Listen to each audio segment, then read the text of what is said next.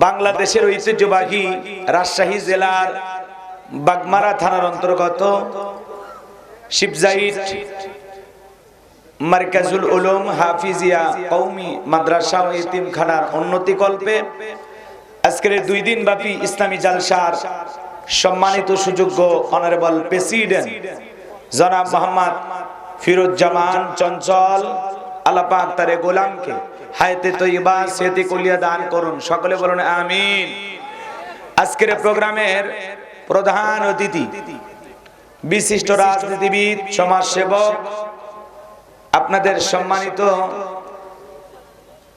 Mayor মহোদয় জনাব অধ্যক্ষ মোহাম্মদ আবুল কালাম আজাদ সাহেব, আল্লাহ পাক তার গোলামকে হায়াতে তৈয়বা সেহতে কুলিয়া দান করুন, সকলে বলুন আমিন।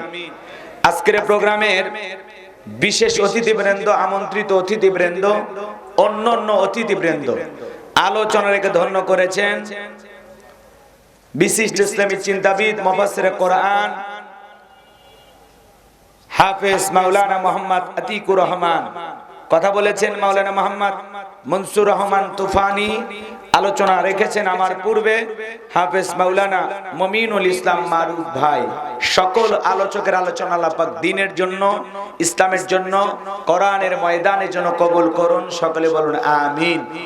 মঞ্চে উপস্থিত সম্মানিত উলামায়ে কেরাম, সামনে বসা পিতৃ সমতুল্য মুরব্বী বাবাজিরা, কলিজার টুকরা প্রাণপ্রিয় যুবক ভাইরা, ছোট্ট ছোট সোনামানিকেরা, পর্দার আড়ালের সম্মানিত অবলা সরলা আবেদা সালেহা মা ও বোনেরা, প্রশাসনের সম্মানিত পুলিশের ভাইয়েরা, ডিবির ভাইয়েরা, জাতির বিবেক প্রিয় সাংবাদিক বন্ধুগণ, বিভিন্ন রাজনৈতিক দলের সম্মানিত নেতা কর্মী ভাইয়েরা, সবাইকে নিয়ে আরেকটি বার সালাম দিচ্ছি। আশা করছি সকলে সালামের জবাব জোরে সোরে দেবেন। আসসালামু আলাইকুম ওয়া রাহমাতুল্লাহি ওয়া বারাকাতুহু। আমরা শুকরিয়া আদায় করতেছি সেই মহান মালিকের দরবারে, জাল্লা পাক সুবহানাহু ওয়া তাআলা অত্যন্ত দয়া করে, করুণা করে, মায়া করে, মহব্বত করে, ভালোবেসে পছন্দ করে, অত্র এলাকা থেকে গনে গনে গণান্বিত করে, যাচাই বাছাই করে, শুধুমাত্র কেবলমাত্র কোরআনুল কারীমের মহব্বতে আজকের মাহফিলে আসার বসার সুযোগ করে দিয়েছেন। সে মহান রবের দরবারে সিজদাবনত চিত্তে কালিমাতে শুকর আদায় করে পড়ছি আলহামদুলিল্লাহ।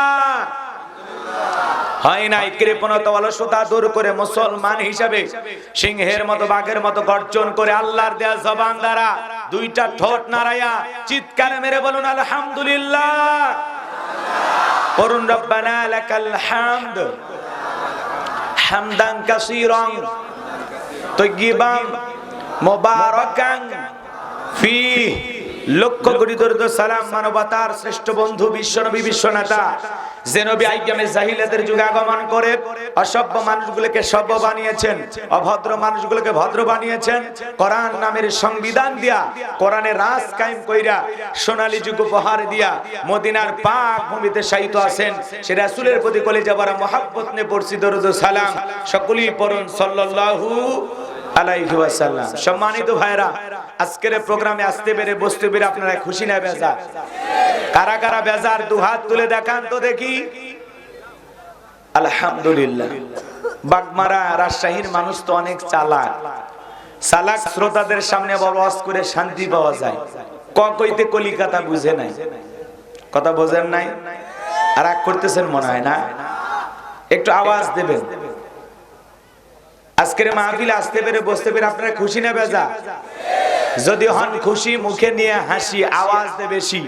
আল্লাহ নামের এমন একটি স্লোগান দেবেন, এলাকায় যদি কোনো ইসলাম বিরোধী উই পোকা, সার পোকা, তেলা পোকা থাকে, ওদের কলিজায় যেন কম্পন সৃষ্টি হয়, এমন আওয়াজ তুলতে রাজি আছেন যারা? বীর মুসলমানের মতো দুটি হাত টান টান করে তুলে দেখান তো তারা।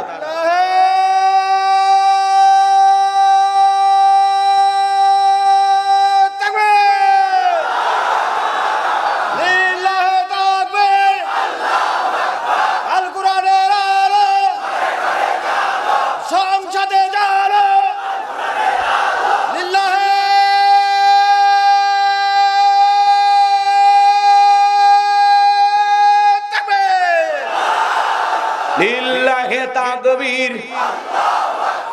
আল কোরআনের আলো, আল হাদিসের আলো, দুনিয়ার মুসলিম সারা বিশ্বের মুসলিম আমার নেতা তোমার নেতা, আমার নেতা তোমার নেতা। লিল্লাহে তাকবীর। আল কোরআনের আলো, আল হাদিসের আলো, দুর্নীতির আলো। হাতটাই বানারা দেন তো, মাশাআল্লাহ মারহাবা। আসতে কারণ আকে জানো না লাগে, হাত নামা। অনেকে ঝোঁকে তালে বলে ফেলেছেন দুর্নীতির আলো ঘরে ঘরে জ্বালে। বাংলাদেশে দুর্নীতি দমন কমিশন আছে না নাই? এরপরে দুর্নীতি কমেছে নাকি ডিজিটাল কায়দায় বেড়েই চলেছে? দিন যত গড়াচ্ছে দুর্নীতির পাল্লা তত ভারী হচ্ছে, কথা বলেন ঠিক কিনা? আমরা চাই আমাদের প্রিয় মাতৃ বাংলাদেশ দুর্নীতি মুক্ত আল্লাহ কবুল করুন, চিল্লা বলুন আমিন। আমরা চাই আমাদের বাংলাদেশ মাদক মুক্ত আল্লাহ কবুল করুন, চিল্লা বলুন আমিন। আমরা চাই আমাদের বাংলাদেশ যৌতুক মুক্ত আল্লাহ কবুল করুন, চিল্লা বলুন আমিন। আমরা চাই আমাদের বাংলাদেশ নাস্তিক মুক্ত আল্লাহ কবুল করুন, চিল্লা বলুন আমিন। সম্মানিত ভাইরা আমার, ভূমিকায় লম্বা কথা নয়, সরাসরি মূল আলোচনায় প্রবেশ করতে চাই। তারপরে দুই একটি কথা না বললেই নয়। আমরা যত জায়গায় কোরআনে কথা বলতে যাই বলে হুজুর সাবধানে আলোচনা করবেন, ভুলে যাবেন না এলাকা কার। ওদের কথার সাইজ শুনে মনে হয় এলাকা ওদের বাবা। আছে না নাই? একটু আওয়াজ দিলে পুরুষ মানুষের মতো দেবেন। আমি করব ওয়াজ, আপনারা দেবেন আওয়াজ, জবাব দিবেন ঠিক ঠিক। আলোচনা হবে কমপ্লিট। শ্রোতাদের স্পিরিটে বারে বক্তার হিট, আলোচনা হবে জায়গা মতো ফিট। একটু আওয়াজ দেবেন। আমরা যে পুরুষ মানুষ এটা তো বিশ্বাস হয় নাকি বলেন? আমাদের আওয়াজ যদি মহিলারা শোনে কি গুনাহ হবে নাকি? হ্যাঁ, একটু আওয়াজ দেন যাতে আশেপাশে রাস্তাঘাটে যারা দোকানপাটে অযথা আড্ডা মারতেছে ওরা যেন বোঝে যে খেলা শুরু হয়ে গেছে। লিল্লাহে তাকবীর।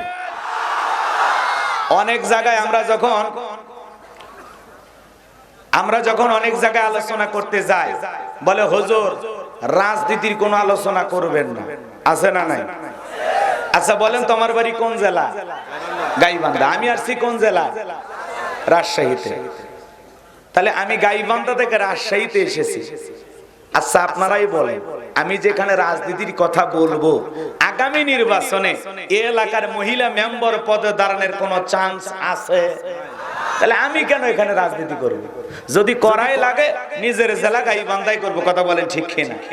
এজন্য আপনারা টেনশন মুক্ত থাকবেন। আমি আপনাদের কথার সাথে একমত। আমি বাংলাদেশের রাজনীতি কোন দলের বক্তা না, আমি রাজনীতিক কোনো বক্তব্য দেব না। I will not say any political word because I am not a leader of any political party. কারণ এখানে সব দলের লোক আছে। আছে না নাই? এখানে বসে আছেন আওয়ামী লীগ, বিএনপি, জাতীয়বাদী জামাত ইসলাম, জাসদ, বাসদ, চরমনে, আটশোশি, দেওয়ানবাগি, ফুরপুরে, হাটহাজারী, ওলামা নিজামাত, তাবলীগ, পাবলিক, ওলামা লীগ, গণতন্ত্র, গণফোরাম, শিশু সমাজ, বিকল্প ধারা, এলজিবি, বিডাম নাগরিক শক্তি, ভিপিল সোসাইটি, 4 দল, 14 দল, 8 দল, 19 দল, 20 দল, ইসলাম বিনে বাংলাদেশ কংগ্রেস এ পর্যন্তই থাক।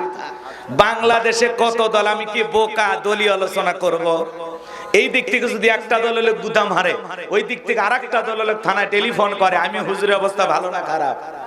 অতএব আজকের মাহফিলে বাংলাদেশের রাজনীতি নিয়ে কোন আলোচনা করা হবে? জোরে বলেন, বাংলাদেশের রাজনীতি নিয়ে কোন আলোচনা করা হবে না। তবে হ্যাঁ, আমি যদি কোন রাজনৈতিক বক্তব্য দেই, এই পৃথিবীর শ্রেষ্ঠ রাজনীতিবিদ, শ্রেষ্ঠ রাষ্ট্রনায়ক, শ্রেষ্ঠ রাষ্ট্রপতি, শ্রেষ্ঠ সেনাপতি, শ্রেষ্ঠ বৈজ্ঞানিক, শ্রেষ্ঠ দার্শনিক, শ্রেষ্ঠ বাবা, শ্রেষ্ঠ নানা, শ্রেষ্ঠ স্বামী, শ্রেষ্ঠ আদর্শ, শ্রেষ্ঠ মহামানব রহমাতুল লিল আলামিনের মদিনার আদর্শের রাজনীতির কথা বলবো। আমি যদি কোন রাজনৈতিক বক্তব্য দেই, খলিফাতুল মুসলিমিন আমিরুল মুমিনিন হযরত ওমর ফারুকের আদর্শের রাজনীতির কথা বলবো। যে ওমর ফারুক আল্লাহর জমিনে আল্লাহর আইনকে প্রতিষ্ঠিত করতে গিয়ে নিজের কলিজার টুকরা ছেলেকে পর্যন্ত ছাড় দেয় নাই, কথা বলে ঠিক কি না? সেই মদিনাওয়ালার আদর্শের রাজনীতির কথা শোনার পর আপনার জন্য আবার চুলকানি আরম্ভ না হয়। কারণ কোরআন হাদিসের হক কথা সবার পেটে হজম হয়। আপনারাই বলেন তো, সুদ করে সামনে যদি সুদের বিষয় নিয়ে আলোচনা করা হয়, ও কি রাজশাহী থেকে মিষ্টি নিয়ে এসে বলবে হুজুর হ্যাঁ করেন মিষ্টি খান? নাকি বলবে এই হুজুর এসে সুদের ওয়াজ কইরা আমার সুদের ব্যবসায় লাল বাতি জ্বালাইছে, কথা বলেন ঠিক কি না? দুর্নীতি করে হারাম খায়া ভুরি বানাইছে 26 মাসের গর্ভবতী, ওই হারামখোরদের সামনে ঘুষের আলোচনা করলে খুশি না বেজা? যারা বেনামাজি নামাজ পড়ে আসার খায়া পইরা আল্লাহ সিজদা দেয় না, ওদের সামনে নামাজের ওয়াজ করলে খুশি না বেজা? আমি আপনাদের সামনে পবিত্র কোরআনুল কারীমের 41 নম্বর সূরা, সূরাটির নাম হামিম আস-সিজদা। বলেন কি নাম? হামিম আস-সিজদা। মোট আয়াত আছে 54টি। বলেন কয়টি? ফ্যান দিন, ফ্যান না, না আসতেও না, ফ্যান দিলে গলা বসে যাবে, কাশ উঠবে, সমস্যা আছে। এমনি হাত পাকার ভাগ্যে থাকলে হবে, না হলে নাই। মানে চতুর্দিকে ঘেরাও তো, এই জন্য একটু গরম লাগছে। তাছাড়া একটু ঠান্ডা কিন্তু পড়ছে হালকা, তাই না? এমন ঘিরে রাখছে কাল মহিলা, বুঝেন না? আচ্ছা ঠিক আছে। সূরার নাম কি বললাম? এই আওয়াজে কালেকশন হয়ে গেছে, দোয়া করে দেওয়াই ভালো। লোকগুলো অসুস্থ, বুঝেন না? সূরার নাম হামিম আস-সিজদা। বলেন কি নাম? হ্যাঁ, এর আগে আসছিলাম সূরা হজ থেকে আলোচনা করছি, ভুলে গেছেন আপনারা? আমি ভুলিনি, আমার মনে আছে। তো ঠিক আছে, সূরার নাম হামিম আস-সিজদা। মোট আয়াত কত? 54টি। জোরে বলেন কয়টি? একটু একটু মুখস্থ করার চেষ্টা করেন, তা অন্তত মনে থাকবে। হ্যাঁ, কেউ যদি কালকে যাওয়ার সময় বলে এটি বলে মাহফিল হলো, কি ওয়াজ করছে বক্তা, অনেকে বলবে সেই ওয়াজ, ফাটাফাটি ওয়াজ, কোন সূরা থেকে ওয়াজ ওটা কিন্তু মনে নাই। তো এরকম শ্রোতা হওয়া যাবে? হ্যাঁ, বলে 41 নাম্বার সূরা। বলেন কত নাম্বার?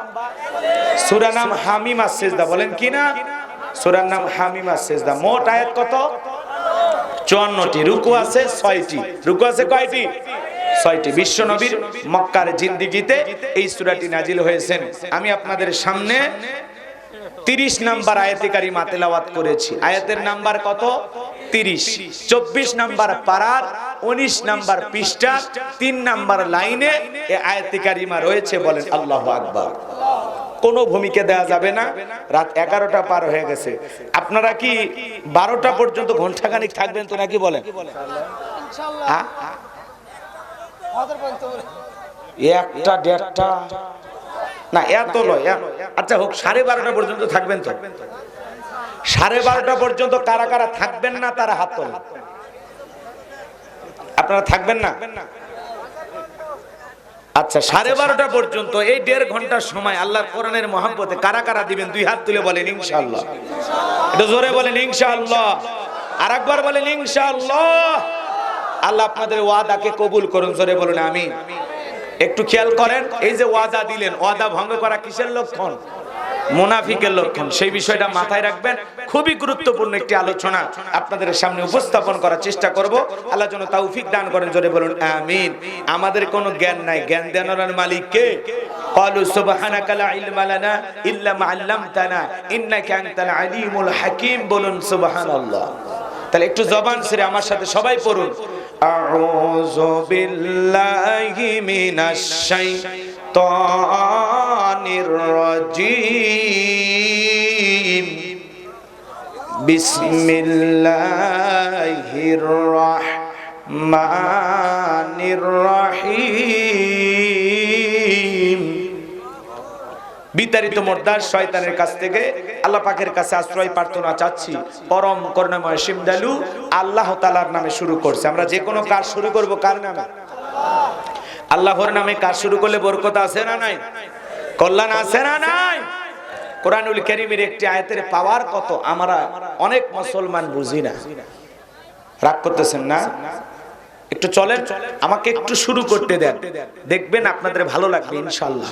কোরআন ভালো লাগবে তাদের কাছে যাদের মনটা আবু বকরের মতো নরম। কথা বলেন ঠিক কিনা? যদি মনটা আবু জেলের মতো ভেজাল মার্কা থাকে, সারা রাত কোরআন শোনার পরেও ভাগ্যে হেদায়েত জুটবে, ওরার শয়তানি বেড়ে যায়। আছে না নাই? কোরআনের বিরোধিতা করে, কোরআনের কথা থামানোর চেষ্টা করে, বন্ধ করে দেওয়ার ষড়যন্ত্র করে।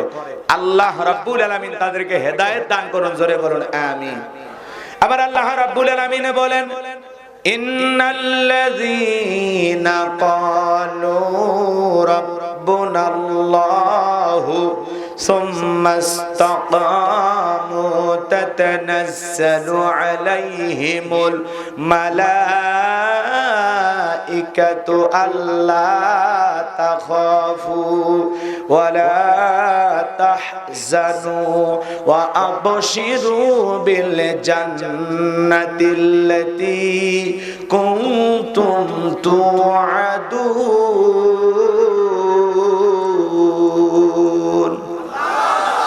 আরো জোরে বলেন আল্লাহু আকবার।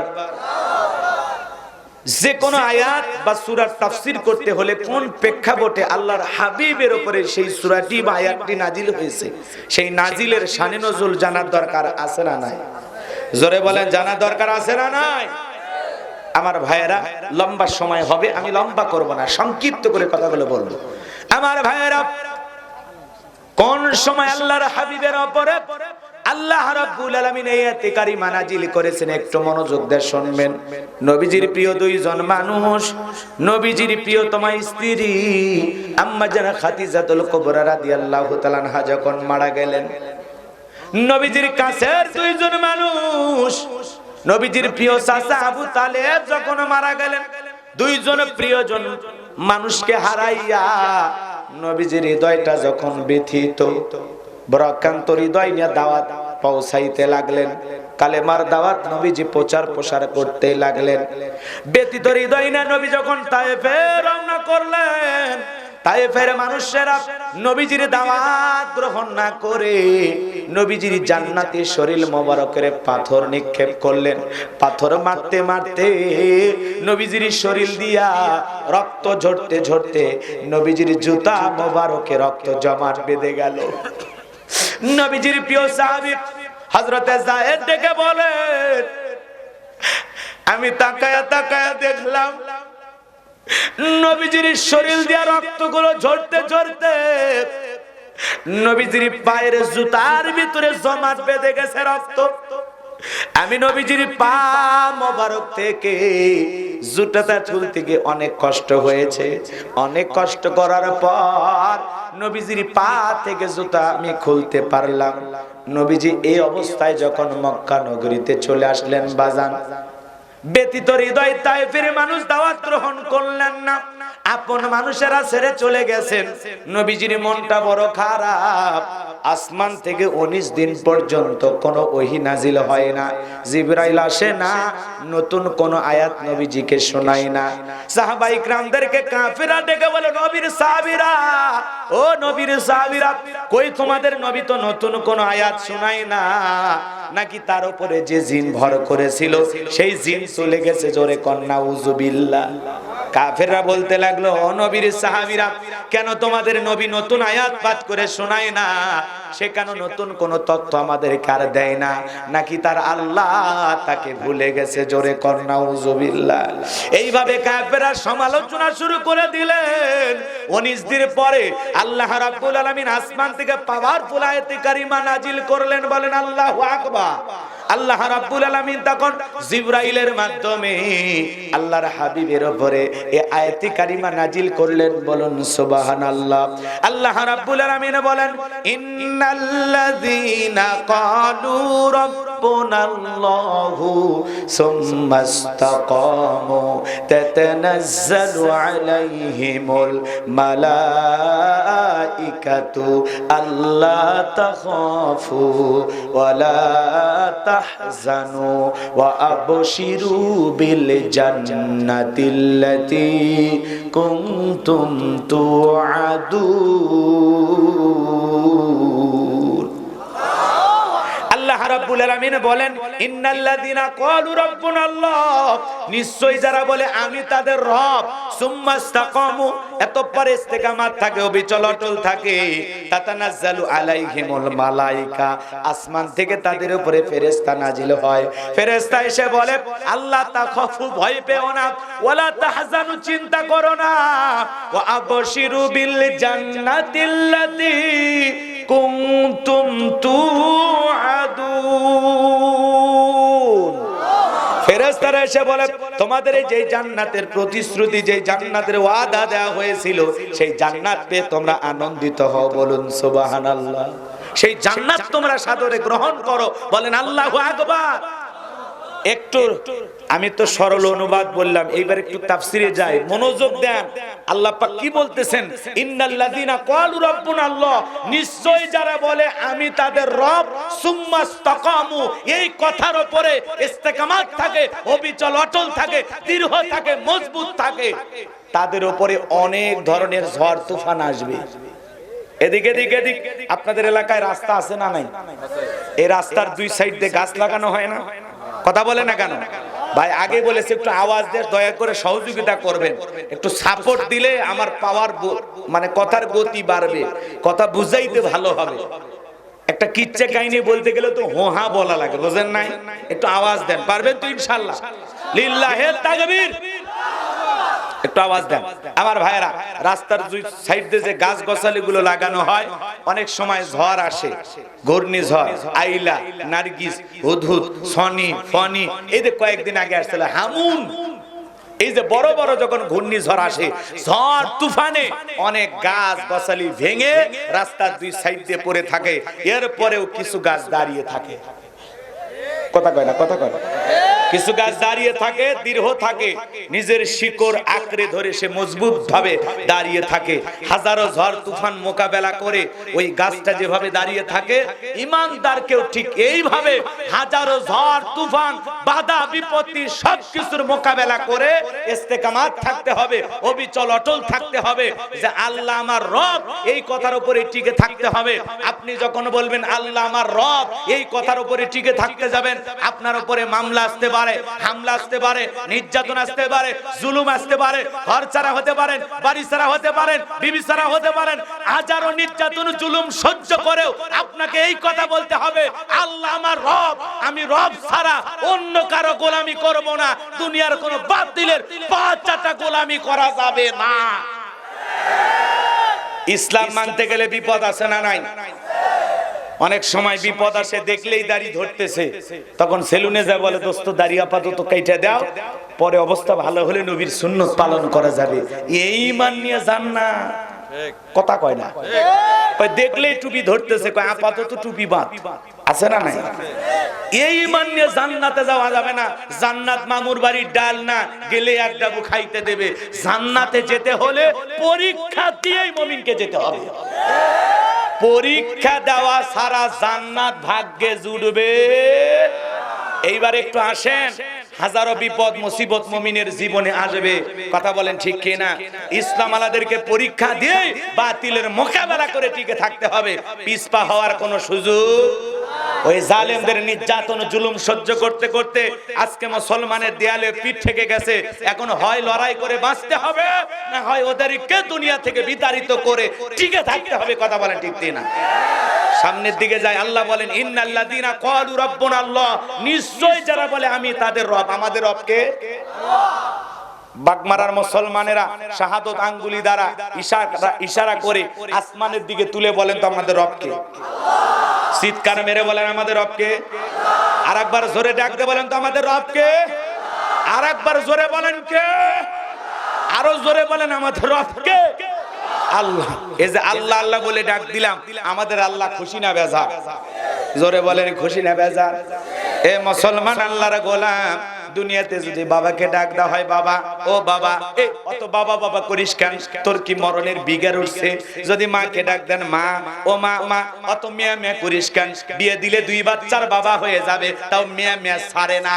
ভাইকে যদি ডাক দেন ভাই, লিটন ভাই, শাহাদত ভাই, আর একবার ভাই ভাই বললে তুলে আসার মারে তোর ভুরি ভাই করবো, বলে কি না? তার মানে হুজুর এই কথা কেন বললেন? হাসানোর জন্য বুঝি বললেন না। কেন বললাম ভালো করে বোঝার চেষ্টা করেন। দুনিয়াতে যদি মাকে মা বলে ডাক দেওয়া হয়, অত মা মা শুনতে মায়েরও ভালো লাগে না, মার মেজাজ গরম হয়ে যাবে, মা বিরক্ত বোধ করে। যদি বাবাকে ডাক দেওয়া হয় বাবা বাবা, অত বাবা বাবা শুনতে বাবারও ভালো লাগে না, বাবারও রাগান্বিত হয়ে যায়। ভাইকে ভাই বলে ডাকলে অত ভাই ভাই শুনতে ভাইয়েরও ভালো লাগে না, ভাইয়েরও মেজাজ গরম হয়ে যায়। কিন্তু এমন এক সৃষ্টিকর্তা, এমন এক স্রষ্টা, এমন এক আল্লাহ পেয়েছি, কোটি কোটি বার ডাক দিলেও বিরক্ত হন না, যিনি তিনি কে? এজন্য যত ডাকবেন বেশি তত আল্লাহর নিকটতম বান্দা হতে পারবো। এজন্য বাজান ফাযকুরুনি আযকুরুকুম আশকুরুলি ওয়ালা তাকফুরুন, তোমরা আমারে স্মরণ করো, আমি আল্লাহ তোমাদের স্মরণ করব, কথা বলেন ঠিক কিনা? কিন্তু আমরা মানুষ বড় অকৃতজ্ঞ। ইন্নাল ইনসানা লিরাব্বিহি লাকানুদ, মানুষ বড় অকৃতজ্ঞ, অস্বীকারী, কথা কয় না? বাংলায় সহজ কথা হলো নিমক হারাম, কথা কয় না? আপনাদের বাড়িতে আমাদের বাড়িতে মাঝে মাঝে অনেক বাড়িতে কুকুর থাকে কিনা মিস্টার ডগ চেনেন তো কথা বোঝেন নাই মনে হয় আপনার বাড়িতে একটা কুকুর বাজান গো আমার আপনি একটা গরুর গোশতের হাড় এই পাশে নিয়ে চিবানোর চেষ্টা করলেন এই পাশে নিয়ে খাওয়ার চেষ্টা করলেন অনেক চেষ্টা করে ওই হাড়টা যখন চিবাইতে পারলেন না তখন ডাক দেন এ লালু লালু তখন লেজ নাড়াইতে দৌড়ে আসে লালুর সামনে তখন দিয়ে কয় ফি সাবিলিল্লাহ খা লালু তখন বুঝতে পারছি বস আপনি ফেল করছেন আপনি ফেল করলে আমি ফেল করব না এইবার আপনার দেওয়া শুকনো হাড়কে রোদ নাই বৃষ্টি নাই ঝড় নাই তুফান নাই আপনার বাড়ি পাহারা দেয় অপরিচিত মানুষ যখন বাড়িতে প্রবেশ করে দেখা মাত্র কয় তোমার বাড়ি কই কোন ঠিকানা থেকে আসছো বাড়ির ভিতরে ঢুকবা কার সাথে দেখা করবা আগে আমার কাছে পরিচয় দাও ওর ভাষায়ও বুঝাইতেছে কথা বলেন ঠিক কিনা এইবার বাজান বাড়ির লোকজন বলে এই লালু চুপ কর ওরে ভিতরে ঢুকতে দে তখন বলে যাও ভিতরে ঢোকার অনুমতি হয়েছে এইবার তুমি যাও এইবার বাড়ির লোক আর আগন্ত ব্যক্তি দুইজন মিলে গল্প করে কথা বলে ওই লালু লেজ নাড়ায় আর চতুর্দিক দিয়ে ঘরে মালিকের দিকে একবার তাকায় আগন্ত ব্যক্তির একদিকে একবার তাকায় আর মনে মনে বুঝাইতে চায় একবার শুধু বলে লোকটারে আপনি চেনেন না এমন কামড় মারবো ইনজেকশন দেওয়া ছাড়া ওরে বাঁচানোর কোনো উপায় থাকবে না বাড়ির মালিক যখন বলে লালু দূর হয়ে যা তখন বলে ও আপনার পরিচিত লোক আগে বলবেন তো খামাখাই ডিউটিটা করলাম কথাকে বোঝেন নাই তাহলে একটা কুকুর শুকনো হাড় খেয়ে মালিকের বাড়ি পাহারা দেয় মনিবের সাথে কোনোদিন কথা বলে না কেন নেমো খারামি করে না রোদ নাই বৃষ্টি নাই ঝড় নাই তুফান নাই মালিকের কৃতজ্ঞতা প্রকাশ করে কিন্তু আল্লাহ পাক এত নিয়ামত দুনিয়ার জমিনে আপনাকে আমাকে দিয়েছেন এত সুন্দর দেহ দান করেছেন লাকাদ খলাকনাল ইনসানা ফি আহসানি তাকওয়িম বড় আদর করে বড় যত্ন করে সুন্দর আকৃতি দিয়ে যে আল্লাহ পাক সৃষ্টি করেছেন সে আল্লাহর কৃতজ্ঞতা প্রকাশ করা দরকার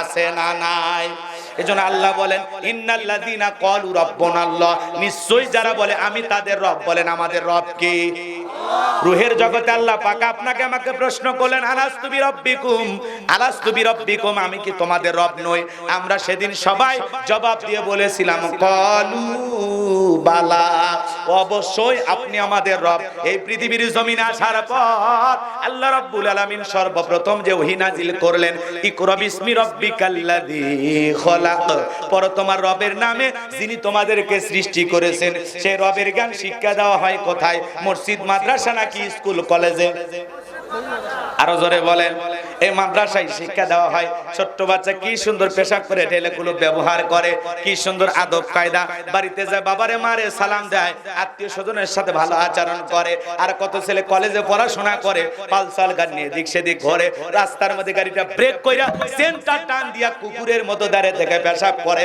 বসেও না টপ টপ করে পেশাব করে জায়গা মতো ভিজে যায় আর কি সেন বের হয় কথা কোন ঠিক কিনা এরকম আছে না নাই কুকুরও যা ও তাই কথা কোন নাকি আপনারা রাগ করতেছেন মনে হয় বাজান গো আমার মাদ্রাসার ছোট্ট বাচ্চা ওস্তাদ বলেছে বাবারে পেশাব থেকে পবিত্রতা অর্জন না করলে অনেক মানুষকে কবরের শাস্তি ভোগ করা লাগবে পেশাব থেকে পবিত্রতা অর্জন করা লাগবে হয় পানি নেওয়া লাগবে না হলে টিস্যু নেওয়া লাগবে না হলে মাটি নেওয়া লাগবে কথা বলেন ঠিক কে না বক্তা ওয়াজ করছে এক শ্রোতা 30-40 বছর পেশাব করে পানি নেয় না এই ওয়াজ শুনে যখন রাস্তা দিয়ে যাইতেছে হঠাৎ করে পেশাবের চাপ দিয়েছে অন্ধকার রাত পেশাব করতেছে আর চিন্তা করতেছে হুজুর বলেছে হয় টিস্যু নিবা না হলে পানি নিবা না হলে মাটি নিবা আমার কাছে তিনটার একটাও নাই হুজুর বলেছে কিছু না হলেও রাস্তার বালু মাটি দেয়া হলেও ঠেকা কাজ পারু দেওয়া লাগবে এইবার অন্ধকার রাত্রিতে বালু জড়ায় যখন জায়গা মতো দিয়েছে কিছু ছিল লাল পিঁপড়া ইনজেকশন দেওয়া শুরু করছে তখন তো বলতেছে এই জন্য তো আমি হুজুরদের দেখতে পারি না এই জন্য তো হুজুরদের সহ্য হয় না আসলে দোষ কি হুজুরের নাকি ওর আমলের টর্চ লাইট মেরে দেখার দরকার আছে না রাগ করতেছেন মনে হয় পেশাব থেকে পবিত্রতা অর্জন করতে হবে বাজার আমরা মুসলমান পেশাব থেকে পবিত্রতা অর্জন করব তো ইনশাআল্লাহ বাজান গো আমার ছোট্ট বাচ্চাটাকে যদি মানুষের মতো মানুষ বানাইতে চান ছোটবেলায় মাদ্রাসায় পড়ানোর পরে ডাক্তার ইঞ্জিনিয়ার যা খুশি বানান আমাদের কোনো আপত্তি থাকবে না কোরআন হাদিসের জ্ঞান দিয়া অন্তরটাকে পরিষ্কার করে আপনি ছেড়ে দেন দেখবেন সে সমাজের আদর্শ মানুষ হবে যেই জায়গায় যাবে আদর্শ প্রতিষ্ঠিত করবে কারণ ওর ভিতরে আছে কোরআন আল্লাহর ভয় কথা বলেন ঠিক কি না এজন্য ছেলেকে যদি মানুষের মতো মানুষ বানাতে চান মাদ্রাসায় পড়ানো ছাড়া বিকল্প কোন রাস্তা খোলা নাই। এজন্য আল্লাহ পাক বলেন ইকরা বিসমি রাব্বিকাল্লাযী খলাক, পড়ো তোমার রবের নামে যিনি তোমাদেরকে সৃষ্টি করেছেন। এই আয়াতের ভিতরে রব শব্দ আছে না নাই? সন্তানদেরকে মাদ্রাসায় পড়াবো তো ইনশাআল্লাহ। পবিত্র কোরআনুল কারীমের 1 নাম্বার সূরা নাম্বার আয়াত, আলহামদুলিল্লাহি রাব্বিল আলামিন। সমস্ত প্রশংসা, যাবতীয় প্রশংসার একমাত্র মালিক তিনি, সৃষ্টিগুলোর রব, আমাদের প্রতিপালক, আমাদের আল্লাহ যিনি। এই আয়াতের ভিতরে রব শব্দ আছে না নাই? এরপরে আপনি আমি যখন রুকুতে চলে গেলাম, কি তাসবিহ বললাম? সুবহান রাব্বিয়াল আযীম, সুবহান রাব্বিয়াল আযীম। রব শব্দ আছে না নাই? রুকু হতে দাঁড়ানোর সময় কি বললাম? সামি আল্লাহু লিমান হামিদা, রব্বানা লাকাল হামদ। রব শব্দ আছে না নাই? এরপরে আপনি আমি যখন মাথা নত করে সিজদায় চলে গেলাম, কি তাসবিহ বললাম? সুবহান রাব্বিয়াল আ'লা, সুবহান রাব্বিয়াল আ'লা। রব শব্দ আছে না নাই? ঘুমাইছেন? একটু কথা বলার সুযোগ দেন, লাইন মতো নিয়ে যায়। যুবক, নিরাশা হওয়া লাগবে না। আছে আছে, একটু অপেক্ষা করো। আট ঘাট বেঁধে তো কথা শুরু করা লাগবে। এতক্ষণ তো বোঝেনি, দুনিয়াবি কাজ করতে করতে অনেক কথা বলতে বলতে চলে গেল। একটু লাইন মতো আমারে যেতে দেন, অস্থির হয়নি। ওয়াদা দিয়েছেন 12:30 পর্যন্ত, একটু নড়াচড়া কইরেন না, একটু ধৈর্য নিয়ে বসেন। ও চাচা, চাচা কই যাবেন? চাচি কি মিস কল দিছে? আচ্ছা ঠিক আছে, ঠিক আছে, ওটা বসা করেন না। অনেক কষ্ট করে আপনাদের মাঝে আসছি, আমার ভাইরাও দাওয়াত দিয়ে আনছেন। যেহেতু আসছি, আপনারাও এসে ভুল করছেন, আমিও এসে ভুল করছি, তাই না? আচ্ছা ঠিক আছে, একটু অপেক্ষা করেন, কথা একটু বোঝেন। তাহলে সিজদায় গিয়ে কি তাসবিহ পড়ি? নামাজ পড়েন না আপনারা? তাহলে একটু বলেন তো, কি বলি? সুবহান রাব্বিয়াল আ'লা, সুবহান রাব্বিয়াল আ'লা। রব শব্দ আছে না নাই?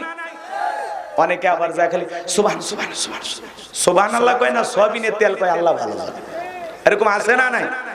স্পষ্ট করে বলতে হবে, সুবহান রাব্বিয়াল আ'লা, সুবহান রাব্বিয়াল আ'লা, সুবহান রাব্বিয়াল আ'লা। কথা বলেন না, কিন্তু খালি ফিস ফিস শোনা যায়। সুবহান সুবহান সুবহান সুবহান আছে না নাই? হ্যাঁ, স্পষ্ট করা লাগবে। বাজান গো আমার, সিজদার তাসবির ভিতরে রব আছে না নাই? নামাজ যখন শেষ হয়ে যায়, আল্লাহর কাছে দুহাত পেতে মোনাজাত করি, কি বলি? রব্বানা আতিনা ফিদ দুনিয়া হাসানাতাও ওয়া ফিল আখিরাতি হাসানাতাও ওয়া কিনা আযাবান নার। সূরা বাকারা 201 নাম্বার আয়াত। আল্লাহর কাছে ডেকে বলি, হে আমাদের রব, হে আমাদের রব, আমাদেরকে দুনিয়ার কল্যাণ দান করো, আখিরাতের কল্যাণ দান করো, ওই কঠিন জাহান্নামের আগুন থেকে মুক্তি দাও। তাহলে ইহকাল পরকালের কল্যাণ দেওয়ার একমাত্র মালিক কে? আল্লাহ। পবিত্র কুরআনুল কারীমে সর্বশেষ যেই সূরা, সূরাটির নাম হলো নাস, তার 1 নাম্বার আয়াত, কুল আউযু বিরাব্বিন নাস। রব শব্দ আছে না নাই? জীবনের পরতে পরতে সব জায়গায় রব। আপনি আমি যেদিন মারা যাব, ওই মসজিদের মাইকে যেদিন এলান জারি হবে, এই গ্রামের অমুক ব্যক্তি বেঁচে নাই, ইন্না লিল্লাহি ওয়া ইন্না ইলাইহি রাজিউন। আপনার আমার মৃত্যুর সংবাদ শোনার পর ছেলেটা কেঁদে বলবে বাবা নাই, মেয়েটা কেঁদে বলবে বাবা নাই, প্রিয়তমা স্ত্রী কেঁদে বলবে আমার স্বামী নাই, মা বাবা বেঁচে থাকলে বলবে কলিজার ধনটা হারাইলাম। আপনাকে আমাকে শেষ বিদায় দেওয়ার জন্য পাড়া প্রতিবেশী, বন্ধু বান্ধব, আত্মীয় স্বজন বাড়িতে ভিড় করবে। ওই 2 তলা 4 তলা বিল্ডিং থেকে নামাইয়া দেখে রঙিন পোশাক খুইলা আপনাকে আমাকে উলঙ্গ করে গোসল করায় দেবে। বাজান গো আমার, ছোট্ট ছেলেটা কেঁদে বলবে মা, বাবা কেন নড়ে না সরে না, অন্য মানুষ কেন বাবারে গোসল করাইয়া দেয়। ছোট্ট মেয়েটা কেঁদে বলে মা, বাবা কেন কোনো কথা বলে না, অন্য মানুষ কেন বাবারে গোসল করাইয়া দেয়। মা তাদেরকে কি বলে সান্ত্বনা দেবে, মা ভাষা খুঁজে পাই না। এইবার বাজান গো আমার, আপনাকে আমাকে গোসল করাইয়া দেওয়ার পর সাদা কাপড়ের মধ্যে চকলেটের মতো মোড়াইয়া মসজিদের খাটিয়াতে তুইলা 4 জন বর যাত্রী ধইরা এক পা দুপা করে কবরস্থানে নিয়ে যাবে বাজার। 3 জন মানুষ কবরের ভিতরে নামবে, একে একে বাজানো আমার সবাই কবর থেকে উঠে আসবে। ওই কবরে রাখার পর দূর আকাশে একটু একটু দেখা যায়। এরপরে যখন বাঁশের বিছানা বিছায়া দেবে, ছিদ্রগুলো দিয়ে সামান্য একটু আলো কবরে প্রবেশ করবে। এরপরে যখন মাটি বিছায়া দেবে, কবর হয়ে যাবে অন্ধকার। আত্মীয় স্বজন সবাই আপনাকে আমাকে কবরে মাটি দিয়া একে একে চলে আসবে। ওদের পায়ের আওয়াজ কবরবাসী শুনতে পাবে, চিৎকার মেরে ডেকে বলবে, আমাকে একা রাইখা যাও, আমাকে সঙ্গে নিয়ে যাও। কিন্তু কবরবাসীর চিৎকার দুনিয়ার কেউ শুনতে পাবে না। ওই কবর বড় কঠিন জায়গা। আমার নবীজি বলেছেন যে কবরে চলে গেল তার চাইতে অসহায় আর কেউ নাই। যে কবরের ডানে মাটি বামে মাটি, মাটির হবে বিছানা, উপরেতে বাঁশের ছাউনি, কবর নাম তার ঠিকানা। কবরটা হয়ে যাবে ঘোর অন্ধকার। আমার নবীজি বলেন, ক্বালা ক্বালা রাসূলুল্লাহ সাল্লাল্লাহু আলাইহি সাল্লাম, ইন্নামাল কুবুরু রাউযাতুম মিন রিয়াদিল জান্নাহ আও হুফরাতুম মিন হুফারিন নার, রাওয়াহু তিরমিজি। বিশ্বনবী ডেকে বলেন, যে ব্যক্তির আমল ভালো, মৃত্যুর সঙ্গে সঙ্গে আল্লাহ পাক তার কবরটাকে জান্নাতের বাগান বানায়া দিবেন। বলুন সুবহানাল্লাহ। আর যে ব্যক্তির আমল খারাপ, আও হুফরাতুম মিন হুফারিন নার, তার কবরটা হবে জাহান্নামের আগুনের গর্ত। একবার যদি কারো কবর জাহান্নামের আগুনের গর্ত হয়ে যায়, তার কিন্তু বাঁচার কোনো উপায় নাই। নবীজি আমার এক জায়গায় বসা, জিবরাইল এসে বলেন, নবী গো, এই মুহূর্তে একটা আওয়াজ হলো, আপনি কি শুনতে পেয়েছেন? বিশ্ব নবী ডেকে বলে, হ্যাঁ আমি শুনতে পেয়েছি। জিবরাইল লিখে বলেন, নবী গো, আজ থেকে 70 বছর আগে আল্লাহ পাক জাহান্নামের গর্তের মুখে একটা পাথর ছেড়ে দিয়েছে। 70 বছর পর এই মাত্র জাহান্নামের তলদেশে গিয়ে পাথরটা পৌঁছাইলো। ও রাজশাহীর বাবাজিরা, একটা পাথর যদি জাহান্নামের গর্তের মুখে ফেলে দিলে 70 বছর লাগে নিচে পড়তে। আল্লাহ না করুক, আল্লাহ না করুক, আপনার আমার গুনাহের কারণে, অপরাধের কারণে আসমান জমিনের মালিক আল্লাহ যদি বেজার হইয়া একবার আপনার আমার কবরটা জাহান্নামের আগুনের গর্ত হয়ে যায়, আপনার আমার কিন্তু বাঁচার কোনো উপায় নাই। আল্লাহ বলেন, ফামাই আমাল মিসকালা যারাতিন খায়রান ইয়ারা ওয়া মাই আমাল মিসকালা যারাতিন শাররান ইয়ারা। বান্দারে, যারা পরিমাণ অনু পরিমাণে যদি নেক আমল করো, ওইটাও তোমার আমল নামে লিপিবদ্ধ করা হবে। যারা পরিমাণ অনু পরিমাণে যদি বদ আমল করো, ওইটাও তোমার আমল নামে লিপিবদ্ধ করা হবে। বাজান গো আমার, যারা গুনাহ নিয়ে একবার অন্ধকার কবরে যাবে, কারো কবরটা যদি জাহান্নামের আগুনের গর্ত হয়ে যায়, একবার যদি এই গর্তের ভিতরে ফেলে দেয়, জাহান্নামের আগুন সহ্য করার শক্তি আপনার আমার নাই। ইন্নাহা সাআত মুস্তাকাররা ওয়া মুকামা, নিশ্চয় আবাসস্থল হিসেবে বসতির জায়গা হিসাবে ওই জাহান্নাম কতটা নিকৃষ্টতম একটা স্থান। যেই জাহান্নামের এক ইঞ্চি জায়গা ফাঁকা নাই যার মধ্যে আগুন নাই, আগুন নাই, পুরোটা জাহান্নাম আগুন আর আগুন। একবার যদি কারো দেখে জাহান্নামের আগুন লাগা যায়, মনে হয় কলিজাটা পুড়ে ছাই হয়ে যাবে। ওই কবর বড় কঠিন জায়গা বাজান গো আমার। কবরের ডানের মাটি বামে চলে যাবে, বামের মাটি ডানে চলে যাবে। যারা গুনাহগার, ওই কবরে এমন জোরে চাপ দেবে বাজান, এক পাজরের হাড় অন্য পাজরে ঢুকে যাবে। কবরে থাকা বিষাক্ত সাপ সবল মারবে, পা থেকে মাথা পর্যন্ত বিষের যন্ত্রণায় দেহটা জ্বলে যাবে। কবরে থাকা অন্ধ ফেরেশতা, চোখে দেখে না, কানে শোনে না, হাতুড়ি দিয়ে বাড়ি মারবে, মাথাটা চূর্ণ বিচূর্ণ হয়ে যাবে। কবর বড় কঠিন জায়গা। কবর কিন্তু জায়গা ভালো না, কথা বলেন ঠিক কি না? নবীর প্রিয় সাহাবী হযরত ওসমান ডেকে বলেন, আমি কবর থেকে কান্না করতেন। হযরত ওসমান কবর থেকে অঝরে চোখের পানি ছেড়ে দিয়ে কান্না করতেন। সাহাবীরা ডেকে বলে, ভাই ওসমান, আপনি কবর দেখে কেন এত কান্না করেন? হযরত ওসমান ডেকে বলেন, কবর হলো প্রত্যেকটা মানুষের প্রথম মঞ্জিল, প্রথম ঘাঁটি, প্রথম স্টেশন। এই কবরে 3টা প্রশ্ন করা হবে। যে উত্তর সঠিকভাবে দিতে পারবে, তার মিজান ফুলসিরাতে কোনো টেনশন নাই। যে উত্তর দিতে পারবে না, তার আর বাঁচার কিন্তু কোনো উপায় নাই। ওই কবরের ভিতরে 3টা প্রশ্ন করা হবে।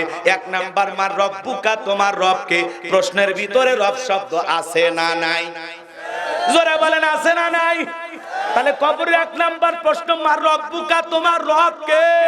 যারা দুনিয়াতে রবের গোলামি করেছে, এক আল্লাহর ইবাদত করেছে, কোরআন সুন্নাহ মোতাবেক জীবনটাকে সাজাইছে, যারা আল্লাহর খাঁটি মুমিন বান্দা, খাঁটি মুত্তাকি বান্দা, খাঁটি ইমানদার, খাঁটি মুসলমান, যারা নেক আমল করে, আমল দিয়ে জীবনটা সাজাইয়া আল্লাহর ডাকে সারা দিয়ে অন্ধকার কবরে যাবে, ওই নেককার বান্দাকে যখন প্রশ্ন করা হবে মার রব্বুকা, নেককার বান্দা জবাব দিয়ে বলবে রব্বি আল্লাহ, রব্বি আল্লাহ, আমার রব আমার আল্লাহ।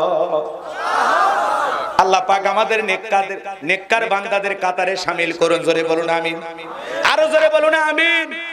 কিন্তু যারা গুনাহগার নাফরমান আল্লাহর অবাধ্য বান্দা, শয়তানের ওয়াসওয়াসায় পড়ে খাও দাও ফুর্তি করা দুনিয়াটা মস্ত বড়, যারা আরাম আয়েশে জীবন যাপন করেছিল, দুনিয়ার রং তামাশায় মেতেছিল, আল্লাহকে মানে নাই, আল্লাহর ইবাদত করে নাই, কোরআন সুন্নাহ মোতাবেক চলে নাই, দুনিয়াতে যা খুশি তাই করে গেছে, পাপের পাল্লাটা ভারী হয়ে গেছে, যারা হলো বদকার, আল্লাহর অবাধ্য গোলাম, তাদেরকে যখন প্রশ্ন করা হবে মার রব্বুকা, তারা উত্তর দিতে পারবে না।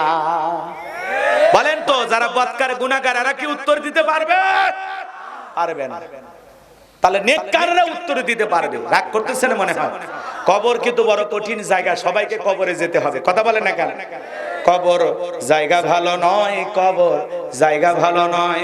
6 দিন পরে নখ কষে যাবে, 9 দিন পরে চুল, কবর গাগের সামান নিতে কইরো না কেউ ভুল। কথা বলে ঠিক কি না?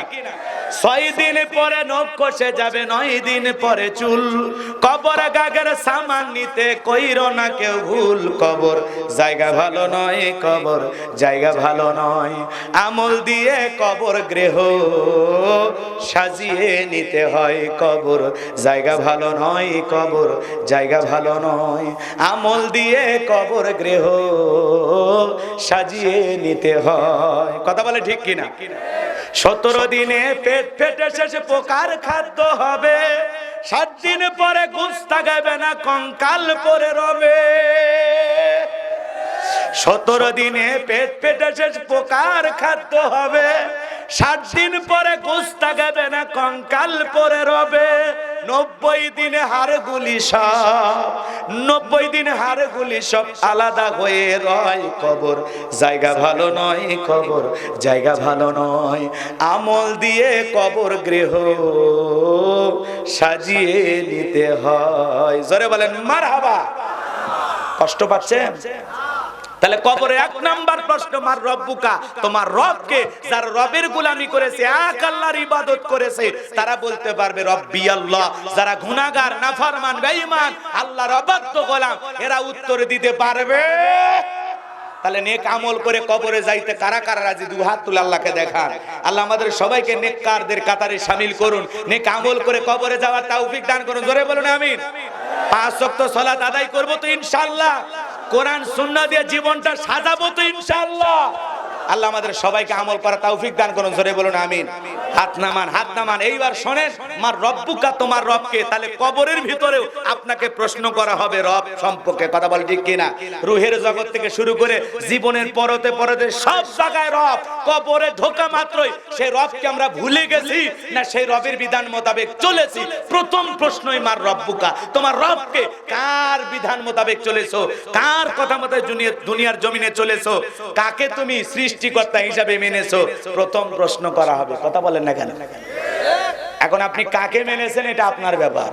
সামনের দিকে যাই, কথা অনেক বলতে হবে, রাগ করতেছেন? তাহলে আল্লাহ বলেন ইন্নাল্লাযীনা ক্বালু রাব্বুনাল্লাহ, নিশ্চয়ই যারা বলে আমি তাদের রব। আমাদের রব কে?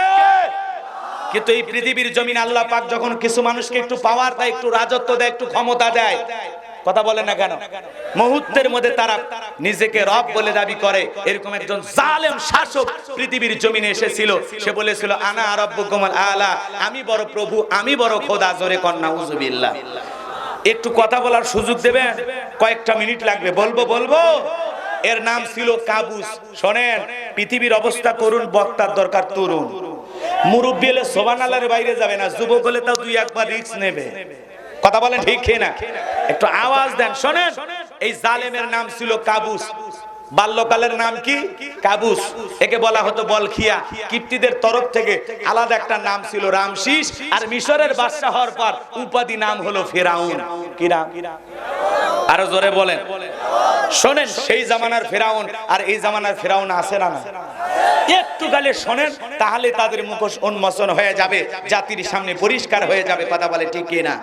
একটু মনোযোগ দিয়ে শোনেন আমার ভাইরা, যে কথা বলতে চাচ্ছিলাম, এ ছিল একটা ভবঘুরে যুবক। ভবঘুরে যুবক বোঝেন তো? এলাকায় কোনো কাজকর্ম নাই, কিছু ছেলেবেলা আছে না, ইয়াবা ফেন্সিডিল গাঁজা মদ খায়া গাছক ধাক্কা মেরে কয় ভাইজান সাইড দেন।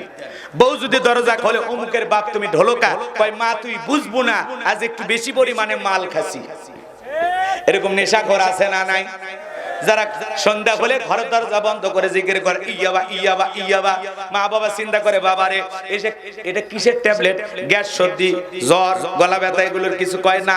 তোর বোঝার দরকার নাই, টাকা দে, নইলে তোর মাথা ফাটাবো। পিতা মাতার কাছ থেকে টাকা নিয়ে নেশা কিনে খায়, নেশার ট্যাবলেট কিনে খায়। এরকম মাদক সেবনকারী বান্দা আপনাদের এলাকায় না থাকলেও অন্য দেশে আছে, এলাকায় নাই। এ যুবক, মাদক সেবন করা যাবে, নেশা পান করা যাবে? এই আজে বাজে। দিনাজপুরে ওয়াজ করতে গেলাম, এক লোক এসে কয় হুজুর আমার ছেলে ডাল খায়।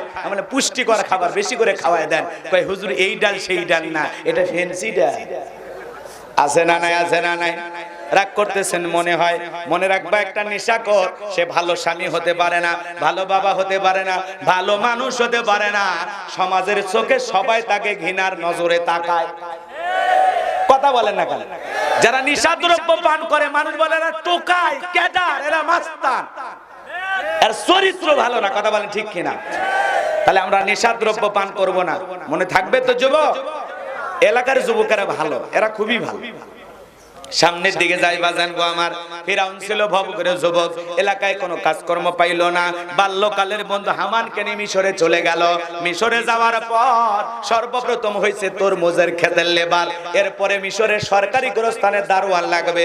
লেবারের চাকরি বাদ দিয়া দারোয়ান হওয়ার জন্য লাইনের মধ্যে দাঁড়ায় গেল।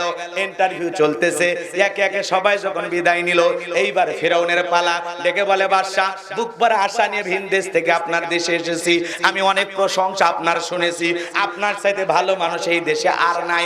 বুক ভরা আশা নিয়ে আপনার কাছে এসেছি, দয়া করে যদি চাকরিটা দেন, সারা জীবন আপনার প্রতি কৃতজ্ঞ থাকবো।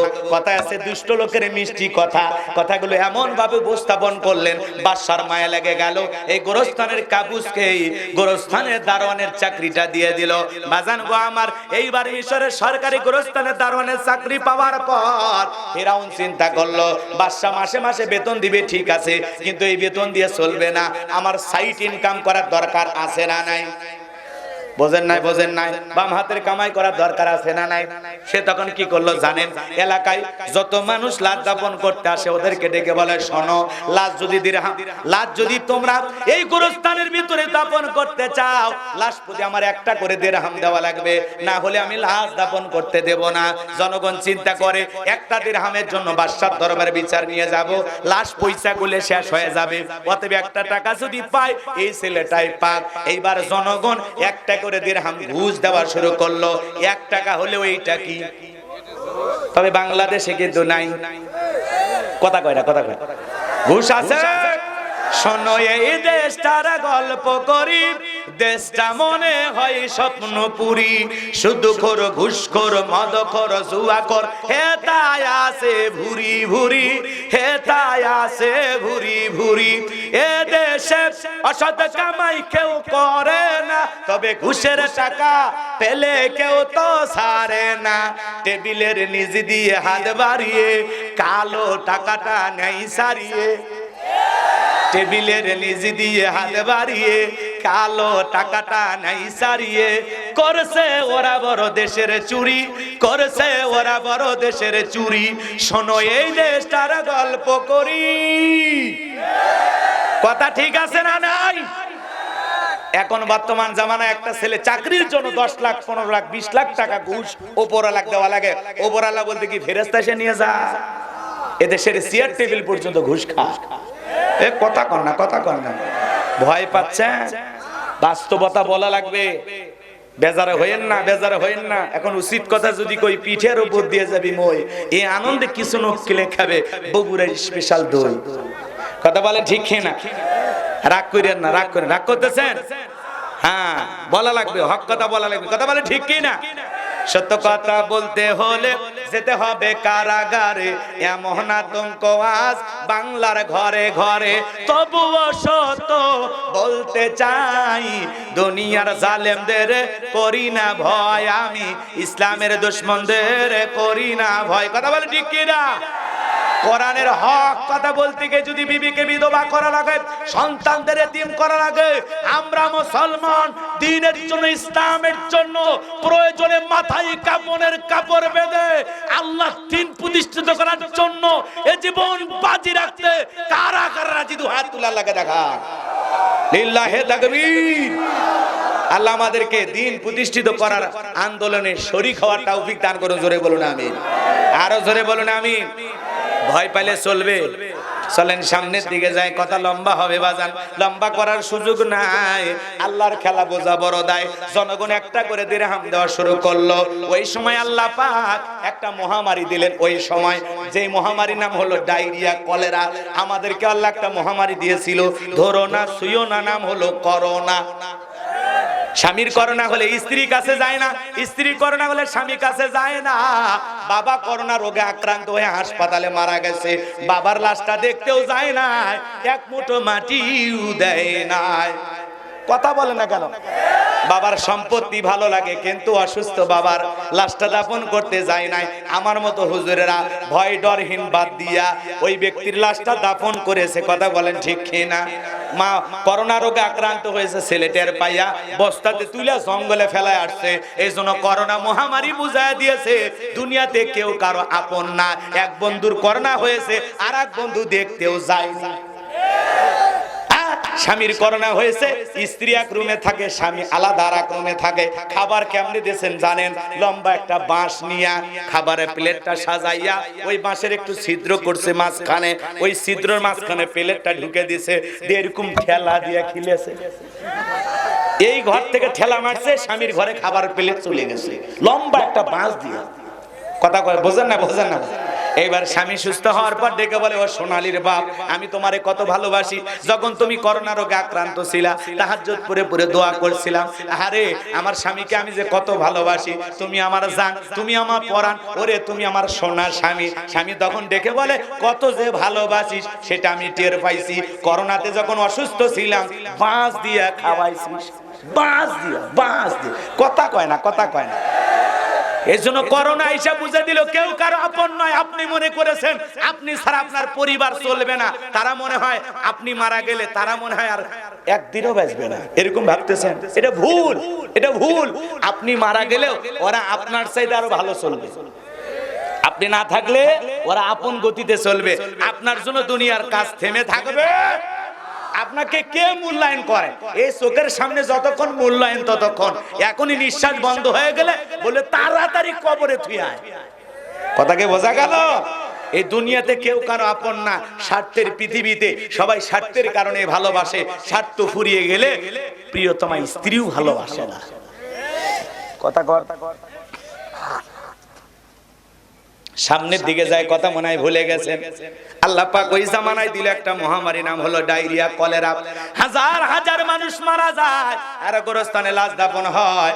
একটা করে দিরহাম পাইতে পাইতে ফেরাউনের এত টাকা হয়ে গেল, টাকা রাখার আর কোনো জায়গা নাই। বাদশার দরবারে একদিন চলে আসলো, বাদশাহ আমার কাছে কিছু টাকা পয়সা হয়ে গেছে।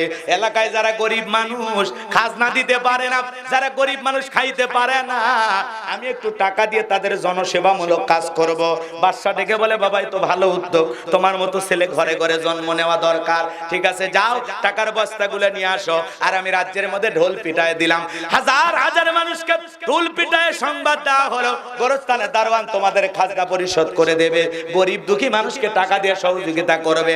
হাজার হাজার মানুষ লাইনের মধ্যে দাঁড়ায় গেছে, আর গোরস্থানের দারোয়ান ওই ঘুষ খাওয়া টাকাগুলো জনগণের মাঝে বিতরণ করলো। আমাদের গাইবান্ধায় গ্রামাঞ্চলে একটা কথা আছে, মাছের তেল দিয়া মাছ ভাজে। কথা কয় না? মাছের তেল দিয়ে মাছ ভাজে, টাকা কিন্তু জনগণে খালি সিস্টেমে দিতেছে আর ফাউ বাহা বাবাইতেছে। বাহাবা বোঝেন তো, রাগ করতেছেন মনে হয়। এইবার জনগণ টাকা পাইয়া খাজনা যখন পরিশোধ করে দিল, সমস্ত জনগণ ডেকে বলে, আহারে রাজ্যের বাদশা যদি এই ব্যক্তি না হইয়া গোরস্থানে ছেলেটা হইতো, না জানি আমাদের কপাল খুলে যেত। নির্বাচনের আগে একটু জনসেবামূলক কাজ করার দরকার আছে না নাই? আমাদের এলাকায় একজন কাঁচা রাস্তা, মাটি রাস্তা, 2 গাড়ি ইট নিয়ে এসে পারতেছে। মানুষজন ডেকে বলে, বাবা রাস্তার মধ্যে ইট পারতেছে, ব্যাপারটা কি? বলে আপাতত 2 গাড়ি ইট পেরে দিচ্ছি। আরে বৃষ্টি হলে আপনাদের ছেলে মেয়ে স্কুলে যাইতে পারে না, আপনারা হাটে বাজারে যাইতে পারে না, মাঝে মাঝে আপনাদের কথা মনে হলে রাতে আমার ঘুম আসে না, আপাতত ইট পারিয়ে দিয়ে গেলাম। আর ভবিষ্যতে আমার মার্কায় যদি একবার সিল মারিয়া এলাকার নেতা বানায় দিতে পারেন, আমার 1 নাম্বার টার্গেটে কাঁচা রাস্তা পাকা করে দেব।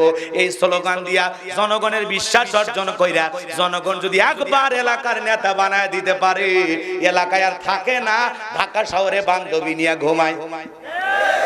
কথা কন না কেন? নির্বাচনের মার্কাজে কয়দিন নেতার আনাগোনা, সে কয়দিন কথা কন। মাথায় টুপি, মুখে দাড়ি, গায়ে লম্বা পাঞ্জাবি, দেখে মনে হয় আসমান থেকে জিবরাইলের খালু নাজিল হয়েছে। আর আমরাও কম খারাপ না, 1.5 টাকার বিরিয়ানি 3 টাকার চা খায়। কি স্লোগান? বল্টু ভাইয়ের চরিত্র ফুলের মতো পবিত্র, নামাজ পড়ায় কক্ত, গাঁজা খায় 5 ওয়াক্ত, গুমসুরিতে পাকা পুস্তক, শয়তানের 1 নাম্বার ভক্ত, হুজুরদের জন্য খুবই শক্ত, সুশা খাই গরিবের রক্ত। রাগ করতেছেন মনে হয়? আমরা বলি না, স্লোগান দেই না, দেই কি না? যাত্রার পিছনে স্লোগান দেওয়া যাবে? লাফালাফি কইরেন না, লাফালাফি কইরেন না, বুঝে শুনে লাফালাফি করেন। আজকে বাংলাদেশের মুসলমানের আমরা এমন হয়ে গেছি, আমার এক নানি নির্বাচনের পরের দিন এলাকায় গেছি, ভাই হুজুর দোয়া করিস বছরে যেন একবার করে নির্বাচন হয়। আমি বললাম ব্যাপার কারণটা কি? দেখে বলতেছে 1 রাতে 4200 টাকা। বলে কেমনে? কয় নির্বাচনের আগের রাতে, নির্বাচনের কালো রাত থাকে, কালো রাত বুঝেন তো, 8 টাকার বিনিময়ে ভোট বিক্রি করে। এখন জনগণ দিয়া দেশে ইসলাম প্রতিষ্ঠিত করা কঠিন কালেও সম্ভব নয়। কথা কয় না? নির্বাচনের আগে নেতা যখন ভোট চাইতে আসে, তখন বলে আমরা 6 জন, অমুক নেতা আসছিল 4000 দিতে চাইছে, আমাদের নিয়ত 8000 হলে বিক্রি করব। আছে না? আপনাদের এলাকায় এরকম হয় কিনা? ভারতে হয়। এদেশের বাদই দিলাম, রাগ করতেছেন নাকি? এ ভাই, নির্বাচনের আগে রাত্রিতে নেতার কাছ থেকে আপনি 500 টাকার জন্য 5 বছরের জন্য বিক্রি হয়ে গেলেন। আপনার দামে এতই সস্তা, আপনি 500 টাকার মানুষ, আপনার 500 টাকা দিয়ে কেনা যায়। এদেশের মুসলমান এমনও তো হাফ কেজি জিলেপি দিয়ে ইমান বিক্রি করে। কথা বলেন না কেন আপনারা? ঘুষ খাইয়া নেতা নির্বাচন করে বলবেন আল্লাহ উমরের মতো আদর্শ নেতা বানাও। আল্লাহ বলে উমরের দেশে থাকার মতো জনগণ হতে পেরেছিস? কথা কয় না? তেঁতুল গাছের নিচে এক পাগল হাত তুলে বলে আল্লাহ রাজশাহীর ফজলি আম দে, রংপুরের হাড়ি ভাঙ্গা দে, আল্লাহ লম্বা লম্বা আমরুপালি দে। আল্লাহ কয় পাগল চোখটা খুলে দেখ কোন গাছের নিচে দোয়া ধরেছিস। তেঁতুল গাছের নিচে হাত তুলে যেমন আম চাইলে কঠিনকালে পাওয়া যাবে না, নির্বাচনের আগে রাত্রিতে নেতার কাছ থেকে হাত পেতে ঘুষ নিয়ে নেতা নির্বাচন করে আল্লাহর কাছে হাত তুলে বললে হবে না আল্লাহ উমরের মতো নেতা পাঠাও, আল্লাহ উমরের মতো নেতা আদর্শবান বানাও। আল্লাহ বলে আগে রাতের কথা ভুলে গেছিস? কথা কয় নাকি? এজন্য জনগণ ঠিক, নেতা ঠিক। জনগণ 1 নাম্বার, নেতাও 1 নাম্বার। জনগণ 2 নাম্বার, নেতা হবে 6 নাম্বার। গাছের গোড়া ঠিক, মাথা ঠিক। এই জনগণই পারে এই সমাজকে পাল্টে দিতে। আগে আপনাকে আমাকে ভালো হওয়া লাগবে। তালুকদার বংশের মতো কলিজা যদি লম্বা হয়ে থাকে, 2 হাত তুলে বলেন জীবনে যতদিন বেঁচে থাকবো কোন নেতার কাছ থেকে 1 টাকাও খাবো না। যে কিন্তু হাত তোলেন তো, বুকের পাটা কার কার আছে? লিল্লাহে তাকবীর, লিল্লাহে তাকবীর। যতদিন বেঁচে থাকবেন নির্বাচনের সময় কোন চা বিড়ি পান সিগারেট কোন নেতার কাছে টাকা খাবো?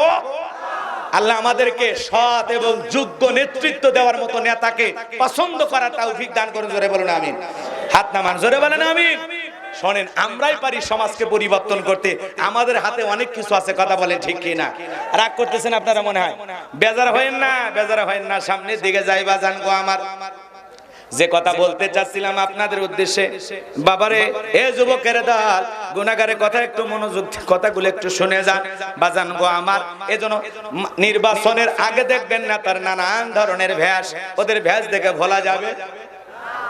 কথা কয় না, নানান ধরনের অভিনয় করে, ওগুলো অভিনয় দেখে ভোলা যাবে না। তাহলে চাইবো কার কাছে? দুনিয়ার কোন মাজারের কাছে না, দুনিয়ার কোন পীরের কাছে না। মনে থাকবে তো ইনশাআল্লাহ? আজকে মাজারগুলোতে নারী পুরুষ একত্রে জিকির করে, পীর সাহেব বয়স হয়ে গেছে, এরপরে মহিলা মুরিদ দেখলে কয় মা আয়, আছে না নাই? আছে না? এখন পীর সাহেব ডাকতেছে, মহিলা চিন্তা করলে এত বড় আল্লাহর ওলি ডাকতেছে, যদি না যায় আমার জাহান্নামে জায়গা হবে না। তখন দৌড়ে পীর সাহেবকে বুকের ভিতরে জড়ায় ধরছে, আর পীর সাহেবের বুকের ভিতরে যায়া এত মজা, এত শান্তি পাইছে, আনন্দের ঠেলায় গান গায়, বাবা আমি তোমায় ভালোবাসি, তোমার চরণ সুমিতে বাবা তোমার কাছে আসি গো বাবা, আমি তোমায় ভালোবাসি। যে মহিলা স্বামীকে বাদ দিয়া পীরের ফাটা পায়ে চুমা খায়, ওই নারীর চরিত্র ঠিক নাই। আপনি কি দুর্বল? আপনার বউ পীরের কাছে যায় মানে কথা কয় না, বউকে বলবেন এ তোর পীর আমি, আমি দেখে পছন্দ হয় না, রহিমা, আসিয়া, ফাতেমা, খাদিজা, হাজেরা, এই সমস্ত জান্নাতি নারীদের জীবনীগুলো, বইগুলো কিনে দেবেন, যে সব জান্নাতি নারী, এদের জীবনীগুলো পড় আর এইভাবে জীবন গড়। বউকে আপনি মাজারে পাঠান, পীর সাহেবের কাছে পাঠান, মানে কি? না যা বলছি বলছি, রাগ করতেছেন আপনারা? হ্যাঁ, বউ আপনার কথা শুনবে, কথা বলে ঠিক কি না? তাহলে ভাইয়েরা আমার, লম্বা হবে, লম্বা করব না। তাহলে আজও যারা খানকা নিয়ে বসে আছে, দরবার নিয়ে বসে আছে, ওদেরকে কেউ টার্গেট করে, ওদের বিরুদ্ধে কেউ কোনো কথা বলে না। কিন্তু মনে রাখবেন যারা আল্লাহর জমিনে আল্লাহর আইনকে প্রতিষ্ঠিত করতে চায়, কোরআনের সমাজ কায়েম করতে চায়, আল্লাহর বিধান মোতাবেক রাষ্ট্র পরিচালনা করতে চায়, তাদেরকে টার্গেট করে করে ভিতরে ঢুকানো। কথা বলে ঠিক কি না? এজন্য বাজান গো আমার, ফিরাউনের মাথা গরম হয়ে গেছে, ফেরাউনের মাথা গরম হয়ে আছে, মূসা আসবে, ওর ক্ষমতার 12টা বাজাবে, ওর জীবনটা চলে যাবে, এই ভয়ে তখন সে চিৎকার মেরা হামানকে ডাকলাম, এ হামান এই দিকে আয়। হামানের মাথায় কোনো চুল ছিল না, সাদে মান্নায় বাম পাল্লট, পুরো মাথা ছিল ভারতের দমদম এয়ারপোর্ট। হামানকে ডেকে বলে, এ হামান তাড়াতাড়ি করে আয়, আগামী 3 মাসের মধ্যে মূসা নামের একটা ছেলে জন্মগ্রহণ করবে, ওর কারণে রাজত্ব পাওয়ার ক্ষমতা থাকবে না, এটা তো মেনে নেওয়া যায় না। হামান ডেকে বলে, নেতা টেনশন নাই, মাইট ইজ রাইট, জোরজার মূল্য তার পাওয়ার রাজত্ব ক্ষমতা আমাদের হাতে, আমরা দেশে যা বলবো সমাজে চাই চলবে। বলে কি করতে চাস?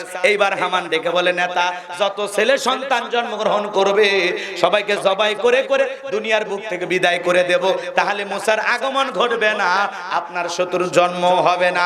এই কথা শোনার পর ফেরাউন ডেকে বলে, হামান রে আসলে তোর মাথায় বুদ্ধি আছে, তবে শোন, ছেলেগুলোকে জবাই করবি, মেয়েগুলোকে জবাই করবি না, কারণ ছেলেদের মধ্যে আমার শত্রু আছে, মেয়েদের মধ্যে কোনো শত্রু নাই। তার মানে চোর হলেও মানুষ ভালো, মোবাইল নিয়ে গেল, সিম কার্ড খুলে দিয়ে গেল, কথা বলেন ঠিক কিনা? এইবার সন্তান জবাই করা শুরু হয়ে গেল, ছেলে সন্তান হইলেই ধরে জবাই করে, ছেলে সন্তান হইলেই ধরে জবাই করে। বলেন তো বাজান, মূসা কয়জন? আরো জোরে, মূসা একজন, আর জালেমেরা জবাই করে হাজার হাজার। এই জন্য জালেমদের কাছে অপরাধ করে একজন, আর জালেমেরা সেই অপরাধের শাস্তি হাজার জনের উপরে চাপায়া দেয়, কথা বলেন ঠিক কিনা? এইবার বাজান সন্তান জবাই করা শুরু হয়ে গেল। 3 মাস অতিবাহিত হয়ে যাওয়ার পর দবিরাকে ডেকে বলে, দবিরা এইবার ভাগ্য গবেষণা করে দেখো, আমার পথের কাটা মূসা মরল না বাঁচলো। এইবার দবিরা ভাগ্য গবেষণা করে বলে, না তা যদিও বনি ইসরাইল মায়ের বুক খালি কইরা হাজার হাজার সন্তানগুলোকে সবাই করে করে দুনিয়ার জমিন থেকে বিদায় করে দিয়েছেন, কিন্তু আপনার পথের কাটা মূসা এখনো মরে নাই, মায়ের কোলে জীবিত আছে, সুস্থ আছে, কিন্তু কোথায় আছে, কোন বাড়িতে আছে, সেইটা বলার ক্ষমতা আমাদের নাই। বলেন আল্লাহু আকবার। ওয়া মাকারু ওয়া মাকারাল্লাহ আল্লাহু খায়রুল মাকিরিন। খেলা কার? আল্লাহ চাই মুসারে বাঁচাইতে, আর ফিরাউন চাই মারতে, ওর 14 গোষ্ঠী এক জায়গায় হয়ে মারতে পারবে? ভাইয়েরা সামনের দিকে যাই, সংক্ষিপ্ত করে একটু বলার চেষ্টা করি, রাগ করতেছেন নাকি আপনারা? এইবার ফেরাউন ডেকে বলছে, সেনাবাহিনীর দল চতুর্দিকে ছড়ায় পড়ো, এলাকায় তল্লাশি অভিযান চালাও, ঘরে ঘরে চিরুনি অভিযান চালাও, যে জায়গায় পাইবা মুসারে ধরো আর জবাই করো, আমার টেনশন দূর করো, যাও। চতুর্দিকে ছড়িয়ে পড়লো ফেরাউনের সেনাবাহিনী। একদল সেনাবাহিনী মুসা নবীর বাড়ির দিকে রওনা করেছে। মুসা নবীর বড় বোন নাম তার মারিয়ম, ডেকে বলে, মা ওই যে ফেরাউনের সেনাবাহিনী দেখা যায় মা, আর বুঝি ভাইকে বাঁচানো গেল না, এইবার ভাইকে তুমি কই লুকিয়ে রাখবা? মুসা নবীর মা সন্তানকে কোলের মধ্যে নিয়া এদিক সেদিক দৌড়ায়, কে যেন ইলহামের মাধ্যমে গায়েবী আওয়াজ দিয়ে ডেকে বলে, মুসার মা তোমার চুলার ভিতরে তোমার ছেলেটাকে ফেলাইয়া দাও, কথা দিলাম গো আবার তোমার ছেলেকে তোমার কোলে ফেরাইয়া দেব। বলেন আল্লাহু আকবার। এবার মুসা নবীকে চুলার ভিতরে ফেলে দিলেন। ফিরআউনের সেনাবাহিনী পুরো বাড়িটা সার্চ করলেন, তল্লাশি চালাইলেন, তন্ন তন্ন করে পুরো বাড়ির সবকিছু খুঁজে তারা যখন চলে গেল, আমার ভাইয়েরা, এইবার মুসা নবীর বাবা ডেকে বলে, বিবি রে, জালেমদের ভয়ে সন্তানটাকে চুলার ভিতরে ফেলে দিলি, আমার মনে হয় আমার মুসা আগুনে পুড়ে কয়লা হয়ে গেছে, ওরা যদি জবাই করতো লাশটা নিয়ে কাঁদতে পারতাম। এই কথা বলে মুসা নবীর বাবা কান্দে। মুসা নবীর মা বাবার অন্তরে দয়া মায়া আছে, আপনার আমার মা বাবার অন্তরে দয়া মায়া আছে না নাই? জোরে বলেন আছে না নাই? যুবক রে, সেই মা বাবার মনে কখনো কষ্ট দেওয়া যাবে না, ব্যথা যাওয়া যাবে না। পিতা মাতার খেদমত নিয়ে আমি আলোচনা করব না, আল্লাহ যতটুকু বলেছেন ততটুকু আপনাদেরকে বলার জন্য একটু চেষ্টা করতেছি। মন খারাপ করো না রে যুবক, আল্লাহ কোরআনে করেছেন ঘোষণা, ওয়াকাদা রাব্বুকা আল্লা তা'বুদু ইল্লা ইয়্যাহু ওয়া বিল ওয়ালিদাইনি ইহসানা, তোমরা আমার ইবাদত করো, আমার ইবাদতের চাইতে কাউকে শরীক করো না। আমার ইবাদতের পর তোমাদের দায়িত্ব হলো মাতা পিতার খেদমত করা, তাদের সাথে উত্তম আচরণ করা, ভালো ব্যবহার করা। যুবকরে, তোদের পায়ে হাত দিয়ে অনুরোধ করে যাই, মাতা পিতার মনে কষ্ট দিও না। আমার নবীজি বলেছেন, হুমা জান্নাতুকা ওয়া নারুকা, তোমার পিতা মাতাই তোমার বেহেশত, তোমার পিতা মাতাই তোমার দোজখ। যুবকরে, মা বাবার মনে কষ্ট দিও না। যে মা 10 মাস 10 দিন গর্ভে ঠাই দিয়েছে, প্রসবের যাতনা সহ্য করেছে, 2-2.5 বছর বুকের দুধ পান করাইছে, নিজে না খাইয়া তোমার আমার মুখে খাবার তুলে দিয়েছে, যে বাবা মা তার ঘাম পায়ে ফেলে বাড়ি ঘরে জায়গা জমি সব দিয়ে কবরে ঘুমায়, ওই বাবা মার মনে কখনো কষ্ট দেওয়া যাবে না, তাদের সাথে খারাপ ব্যবহার করা যাবে না। পিতা মাতার মন খুশি করে তাদের দোয়া নিতে কারা কারা রাজি? দুহাত তুলে আল্লাহকে দেখান। আল্লাহ আমাদের সবাইকে পিতা মাতার খেদমতকারী সন্তান হিসেবে কবুল করুন, জোরে বলুন আমিন। যুবকরে, আজকে তুমি তোমার মা বাবার সাথে যে আচরণ করবা, তোমার সন্তান তোমার সাথে তাই আচরণ করবে। বিদায় মা বাবার মনে কষ্ট দেওয়া যাবে। আল্লাহ আমাদের সবাইকে পিতা মাতার খেদমতকারী সন্তান হিসেবে কবুল করুন, জোরে বলুন আমিন। আরো জোরে বলুন আমিন। লম্বা হবে, লম্বা করব না। পিতা মাতার খেদমতের আলোচনা করলে আধা ঘন্টা বেশি হয়ে যাবে, ওই দিকে যাওয়ার সুযোগ নাই। এইবার মুসা নবীর মা চুলার ভিতরে তাকায় দেখে, মুসা নবী চুলার ভিতরে পড়ে মুস্কি মুস্কি হাসে, বলুন সুবহানাল্লাহ। এইবার সন্তানটাকে কোলের মধ্যে জড়ায়া গালে মুখে চুমা খায়, আর কে যেন ইলহামের মাধ্যমে আওয়াজ দেয়, বলে, মুসার মা আর কতদিন জালেমদের ভয়ে লুকিয়ে রাখবা?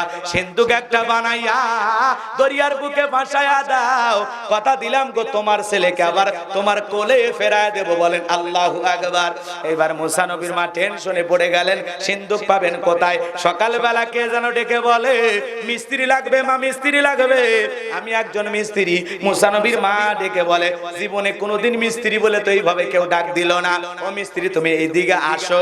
মিস্ত্রি যখন কাছে এসেছে, জিজ্ঞাসা করে, বাবা তুমি কি সব বানাইতে পারো? মিস্ত্রি ডেকে বলে, মা আপনি যদি মনে করেন এমন একটা সিন্ধুক আপনার দরকার, যে সিন্ধুকের ভিতরে আপনার সন্তানকে তুলে দরিয়ার বুকে ভাসায় দেবেন, আপনি চাইলে আমি এরকম একটা সিন্ধুক বানায় দিতে পারি। মুসা নবীর মা ডেকে বলে, মিস্ত্রি তুমি তো আমার মনের কথা বলেছো, এইরকম একটা সিন্ধুক। ডেকে বলে, মা ভিতর থেকে একটু পানি নিয়ে আসেন, যন্ত্রপাতি আছে ধার দেবার জন্য পানি লাগতে পারে, আবার না হলেও চলবে, আপনি একটু পানি নিয়ে আসেন। মুসা নবীর মা ভিতর থেকে পানি নিয়ে আইসা দেখে মিস্ত্রি সুন্দর একটা সিন্ধুক বানায়া দাঁড়িয়ে আছে। বলেন আল্লাহু আকবার। এবার সিন্দুকটা হাতের মধ্যে দিয়ে মিস্ত্রি দৌড়ায়, পেছন থেকে মুসা নবীর মা ডেকে বলে, মিস্ত্রি লোহার পয়সা কি নিবা না, কাঠের পয়সা কি নিবা না, তোমার পারিশ্রমিকের দামটা কিউ নিবা না? মিস্ত্রি ডেকে বলে, মা যারা বিপদে পড়ে আমি তাদের উপকার করি, বিনিময়ে টাকা পয়সা গ্রহণ করি না। আল্লাহু আকবার বলে। মুসা নবীর মা ডেকে বলে, মিস্ত্রি এই বিপদের দিনে এত বড় উপকার করলাম, লোহার পয়সাও নিলা না, কাঠের পয়সাও নিবা না, তোমার পারিশ্রমিকের দামটাও নিবা না, অন্তত তোমার নামটা বলে যাও, মাঝে মাঝে যদি তোমার কথা মনে হয় আল্লাহর কাছে তোমার জন্য দোয়া করব। মিস্ত্রি ডেকে বলে, মা আমি দুনিয়ার সাধারণ কোনো মিস্ত্রি না, আমি আল্লাহর ফেরেশতা, আমার নাম হলো জিবরাইল। এইবার সিন্দুকের ভিতরে মুসা নবীকে তুলে দরিয়ার বুকে ভাসায়া দিলেন। আর মেয়ে মারিয়ম কে বলে, মা সিন্দুক বাজতে বাজতে কই যায় খবরটা নিয়ে আসবি। সিন্দুক বাজতে বাজতে চলে গেল ফিরাউনের ঘাটে। লম্বা আলোচনা লম্বা করা যাবে না, একটু সংক্ষিপ্ত করে বলে দিয়ে যায়। ওই দিন বিকেল বেলা ফিরাউন তার প্রিয়তমা স্ত্রী আসিয়াকে নিয়ে আসছে সমুদ্র সৈকতে হাওয়া খাইতে। ফিরাউন কাফের হওয়ার পরে মাঝে মাঝে বউকে নিয়ে বিনোদন করতেন, বলেন মারহাবা। রাগ করছেন? মাঝে মাঝে বউকে নিয়ে হালাল বিনোদন করবেন, কোনো বাধা নাই। মাঝে মাঝে বউকে নিয়ে পিকনিক স্পট গুলোতে যাবেন, মাঝে মাঝে বউকে নিয়ে কক্সবাজার ঘুরতে যাবেন। কথা বলেন, হারাম না জায়েজ? জায়েজ জায়েজ। বউকে নিয়ে পর্দা সহকারে, পর্দার ভিতরে হেজাব পড়ায়া, নিকাব পড়ায়া, পর্দা করায়া, আল্লাহর ফরজ বিধান মেনে বিবিকে পর্দা করায়া কক্সবাজার নিয়ে যাবেন। বইয়ের মনের ভিতরে একটু বিনোদন দেওয়া দরকার আছে না নাই? একটু বইয়ের মনের মতো রোমান্টিক স্বামী হওয়া লাগবে। আপনি বইয়ের রূপের প্রশংসা করেন না, রান্নার প্রশংসা করেন না, মাঝে মাঝে ঘুরতে নিয়ে যান না, এই জন্য তো সুযোগ পাইলে অন্য কারো হাত ধরে এখানে সেখানে যায়। সমস্যা আপনার ভিতরে। একটা মেয়ের মন খুশি রাখতে পারেন আপনি, পুরুষ কথা কয় না কেন? বউকে খুশি রাখবেন, পারবেন তো ইনশাআল্লাহ? হ্যাঁ, না হলে অন্য কেউ সুযোগ নেবে, তখন আবার রাগ করেন না। অনেকে করছে আমরাই ভাই ভাই। হ্যাঁ, স্ত্রীর অধিকার প্রতিষ্ঠিত করবে চাই নাকি? বউ আপনার, তাকে খুশি রাখা, তার সন্তুষ্ট রাখা, তাকে ভালো রাখার দায়িত্বটা আপনার। কথা বলেন ঠিক কিনা? মাঝে মাঝে বউকে নিয়ে বিনোদন করবেন কক্সবাজারে দাঁড়াইয়া, সমুদ্রের সৈকতে বোরকা পরে, কি পরে বউকে নিয়ে বলবেন, কি সুন্দর আল্লাহর সৃষ্টি, সমুদ্রের ঢেউ, পাশে নেই কেউ, তুমি আমার বউ, দেখো আল্লাহর কি সুন্দর, এত সুন্দর সমুদ্রের ঢেউগুলো দেখে ভালো লাগতেছে। গেছিলেন কোনদিন? বই নাই, এরা আবার এতিম। হবে রে বাবা, ধৈর্য ধর, রাগ করতেছেন। এরা বলতেছে বউ নাই, বউ নাই, হবে, আল্লাহ দিলে হবে ইনশাআল্লাহ। তোমার জুটি আছে, একটু পরে, আপাতত শ্বশুর বাড়িতে আছে। রাগ করতেছেন আপনারা না? মাঝে মাঝে বউকে পর্দা করা নিয়ে ঘুরবেন, কোনো সমস্যা? আমি কি বলেছি আপনার বউকে নিয়ে যা সমুদ্রের সৈকতে হাফ প্যান্ট পরে গোসল করে, তাহলে গুনাহ হবে, ঠিক আছে তো? অনেকে আবার বউকে নিয়ে ফেসবুক লাইভ করে, আছে না? টুনটুনির বাপ মা এরকম আছে না? দোয়া করব। আচ্ছা, এলো মাশাআল্লাহ, 20,000 টাকা 2 বস্তা করে স্যার, আল্লাহ কবুল করেন। প্রধান অতিথি মেয়র মহোদয় দেবেন, আল্লাহ কবুল করেন। জোরে বলেন আমিন। চলেন সামনের দিকে যাই, কষ্ট হচ্ছে আপনাদের। দোয়া করব ভাই, এখনই দোয়া করব। শেষ দোয়া এখনই। ও ওয়াজ চলবে নাকি সেটা বলছি? লিল্লাহে তাকবীর। এ বাজান গো আমার, লম্বা হবে, লম্বা করব না। বিবিদেরকে ভালোবাসবেন, সময় দিবেন, বইয়ের মনের মতো স্বামী হওয়ার চেষ্টা করবেন, পারবেন তো ইনশাআল্লাহ। দাম্পত্য জীবনে 4টা সুন্নাত যদি আমল করেন, আপনাদের জীবনে কোনোদিন অশান্তি আসবে না, আপনাদের ভিতরে তালাক বিচ্ছেদের ঘটনা ঘটবে না। আজকে খালি ঘরে ঘরে বিয়ে, ঘরে ঘরে তালাকের ঘটনা আছে না নাই? সংসার আমাদের টেকে না, কারণ আছে না নাই? আমি আপনাদেরকে আজকে একটা 4টে টিপস দিয়ে যাব, আমল দিয়ে যাব। এই 4টে আমল যদি বইয়ের সাথে করতে পারেন, আপনাদের দাম্পত্য জীবনে কোনোদিন তালাকের মতো ঘটনা ঘটবে না। সারা জীবন বইয়ের ভালোবাসা নিয়ে বেঁচে থাকতে পারবেন। পারবেন তো? শুনবেন না? বলবো ইনশাআল্লাহ সামনের দিকে যাই বাজান গো আমার। এইবার সিন্ধুক ভাসতে ভাসতে ফিরাউনের ঘাটে চলে গেছে। সিন্ধুকটা সেনাবাহিনী তুইলা নেতা ফিরাউনের সামনে নিয়ে চলে গেছে। ফিরাউন এইবার দেখে বলে সিন্ধুকটা খোলো তো দেখি। সিন্ধুকটা যখন খোলা হলো সবাই তাকায় দেখে, মনে হয় আকাশের পূর্ণিমার চাঁদ সিন্ধুকের ভিতরে ধরা দিয়েছে। এইবার বাজান গো আমার ফেরাউন দেখে বলে তরবারি আন জবাই কর। এইটাই মুসা। আসিয়া বলে থামো, খালি মারা শিখছো, এতগুলো মারলা তাও কি তুমি শান্তি পাইলা না? স্বামী গো এই ছেলেটাকে মারার আগে আমার একটা কথা তুমি শোনো, এই যে সিন্ধুকটা দেখা যায় এমন কাঠ কি তোমার দেশে আছে? ফেরাউন এইবার সিন্ধুকটা নাইরা চাইরা দেখে বলে বিবি রে, এমন কাঠ আমি কেন, আমার বাপ দাদা 14 পুরুষও কেউ দেখে নাই। আসিয়া দেখে বলে স্বামী গো এটা ভিন দেশি কারো সন্তান, বাঁচতে বাঁচতে আমাদের দেশে আসছে, এই ছেলেকে আমি মারতে দেব না। এই ছেলেটাকে আমাদের পালক পুত্র হিসাবে লালন পালন করব। ফেরাউন দেখে বলে আচ্ছা বিবি ঠিক আছে। বিবি যখন একটা ছেলেকে পালতে চাইছে রাজি হয়ে গেছে। দেখবেন অনেক কঠিন স্বামীও মাঝে মাঝে বইয়ের কাছে দুর্বল হয়ে যায়। কথা বলেন ঠিক না? দেখে বলে ঠিক আছে আমি রাজি হয়ে গেলাম। কথায় আছে যেখানে বাঘের ভয় সেখানে রাত হয়। যারে খুঁজতেছো মারার জন্য আল্লাহ তোমারে দায়িত্ব দিল লালন পালন করার জন্য। বলেন আল্লাহু আকবার। আসিয়া ডেকে বলে স্বামী গো শুধু ছেলে দিলে হবে না, আপনি রাজ্যের মধ্যে ঘোষণা করেন ফিরাউনের ছেলে সন্তান যে দুধ পান করাবে মাসে মাসে তার বেতন দেওয়া লাগবে। ফিরাউন ডেকে বলে ছেলে পাওয়া মাত্রই আবার খরচ শুরু হয়ে গেল। কথা বোঝেন নাই? এইবার ঢোল পিটায় খবর পৌঁছানো হলো। হাজার হাজার মহিলারা দুধ পান করার জন্য ফিরাউনের দরবারে হাজির হয়ে গেছে। মুসা নবীকে কোলে নাই, স্তন কুলে মুখ লাগায়া দেয়। আল্লাহর নবী কোন মহিলার স্তনের এক ফোঁটা দুধও পান করলেন না। বলেন আল্লাহু আকবার। সমস্ত নারীরা ব্যর্থ হয়ে চলে গেল। এইবার ওই যে মুসা নবীর বড় বোন নাম হলো মারিয়ম, মনে আছে না নাই? ঈসা নবীর মায়ের নাম মারিয়ম আর মুসা নবীর বড় বোনের নামও ছিল মারিয়ম। এইবার ডেকে বলে ও রানী আসিয়া, আমার কাছে এমন একটা ধাত্রীর খবর আছে যে কোনো মানুষ তার দুধ পান করতে পারে, যে কোনো সন্তান তার দুধ পান করতে পারে, তাই নাকি? বলে হ্যাঁ। কই সেই মহিলা নিয়ে আসো। এইবার মুসা নবীর মাকে ফিরাউনের দরবারে নিয়ে আসার পর আমার ভাইয়েরা মুসা নবীর মা যখন সন্তানকে কোলের মধ্যে নিয়ে স্তন কোলে মুখ লাগায় দিয়েছে, আল্লাহ নবী মুসা আলাইহিস সালাম মায়ের স্তনে দুধ খাওয়া শুরু করেছে। বলুন সুবহানাল্লাহ। এইবার রানী আসিয়া দেখে বলে আপনার বেতন ডাবল, থাকার কোয়ার্টার ফ্রি, আপনি থাকবেন আর এই ছেলেকে দুধ পান করাবেন।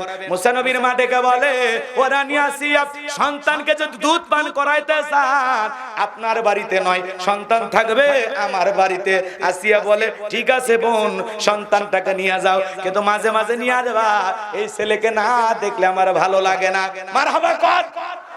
মায়ের চাইতে মাসির দরদ বেশি। মারহাবা কর। মাজান গো আমার। এইবার মুসা নবীর মা পৃথিবীর প্রথম মা যে মা তার আপন সন্তানকে দুধ পান করানোর বিনিময়ে মাসে মাসে বেতন পাইছে। মারহাবা খান।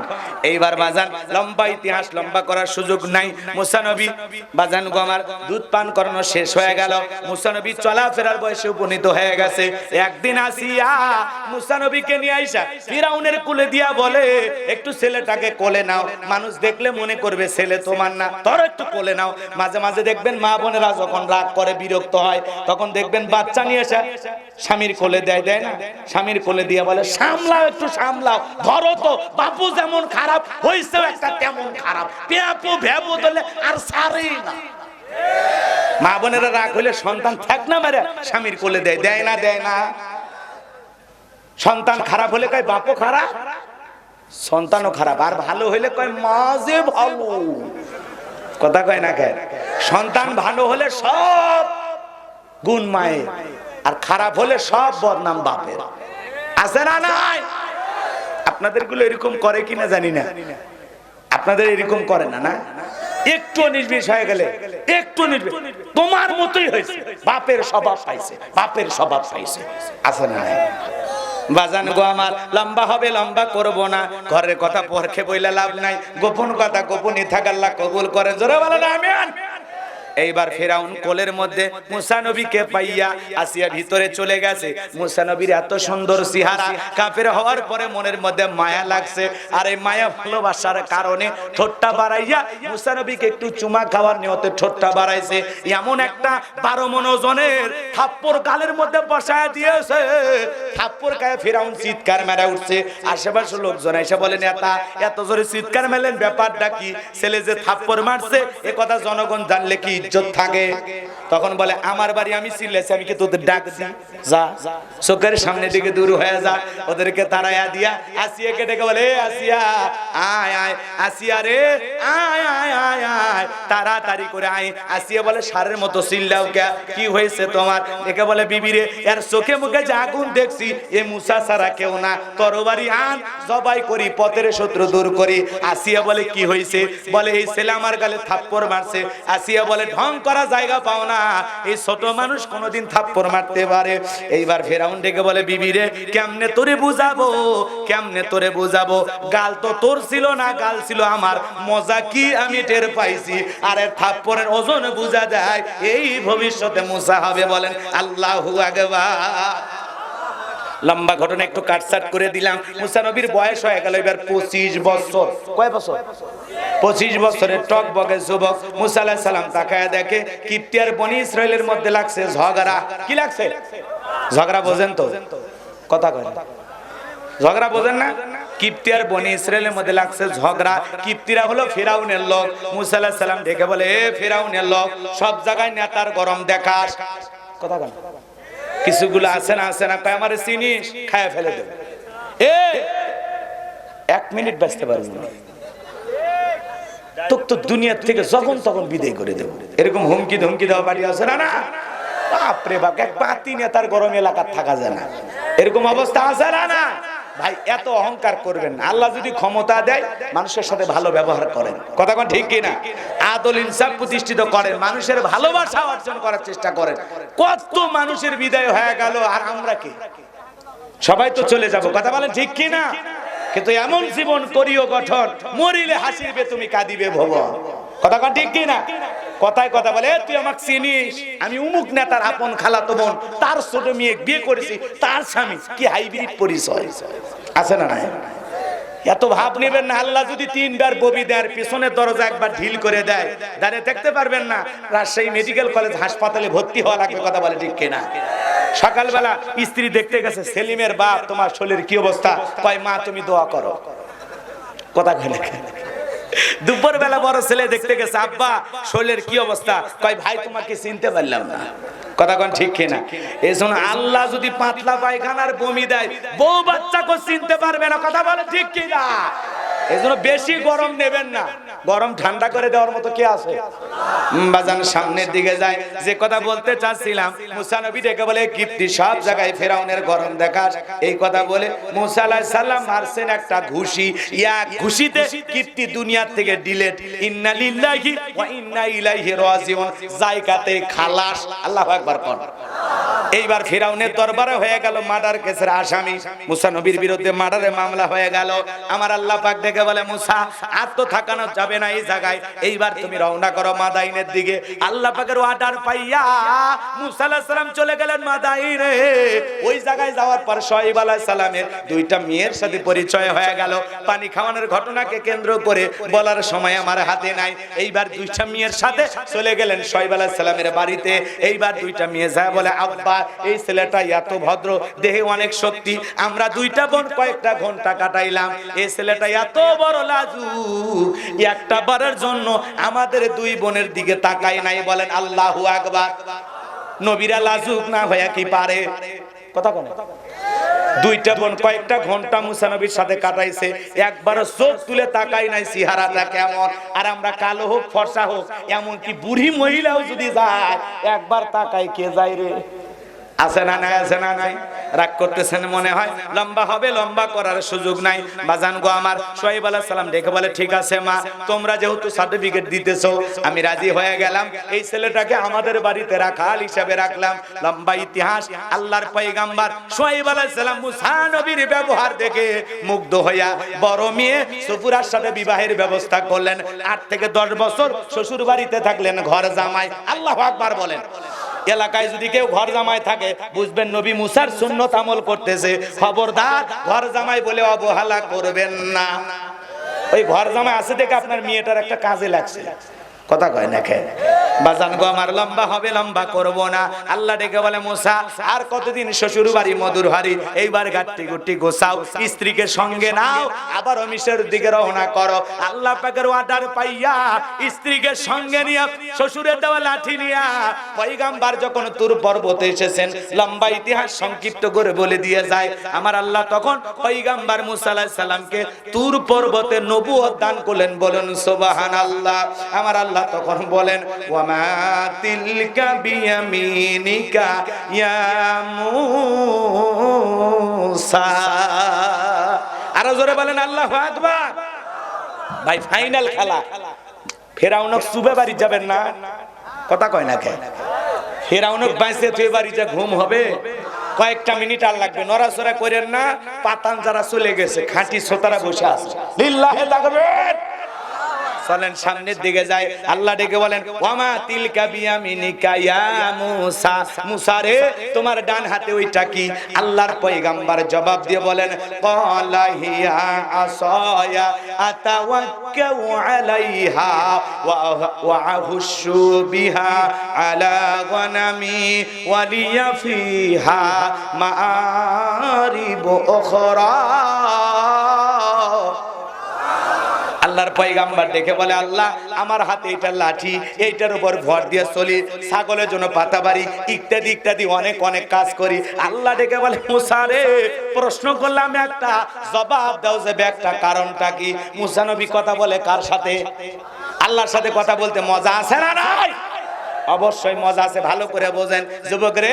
একটা মেয়ে যদি ভুল করে রং নাম্বারে মিস কল দেয়, মহিলার রং নাম্বারে মিস কল পায় যুবক পাগল হয়ে যায়, বারবার ওই মেয়েটাকে কল দেয়, বারবার ওই মেয়েটাকে কল দেয়, প্রয়োজনে কয়েকটা সিম কার্ড পরিবর্তন করে হলেও ওই মেয়েকে কল দেয়। মেয়েটা ডেকে বলে ভাই সরি আমার ভুল হয়েছে, একজনকে দিতে যায় আপনার নাম্বারে কল ঢুকে গেছে। তখন ছেলেটা বলে আমার নিভানো আগুন কেন জ্বালাইলি, এখন ভালোবাসা দিবি কিনা বল।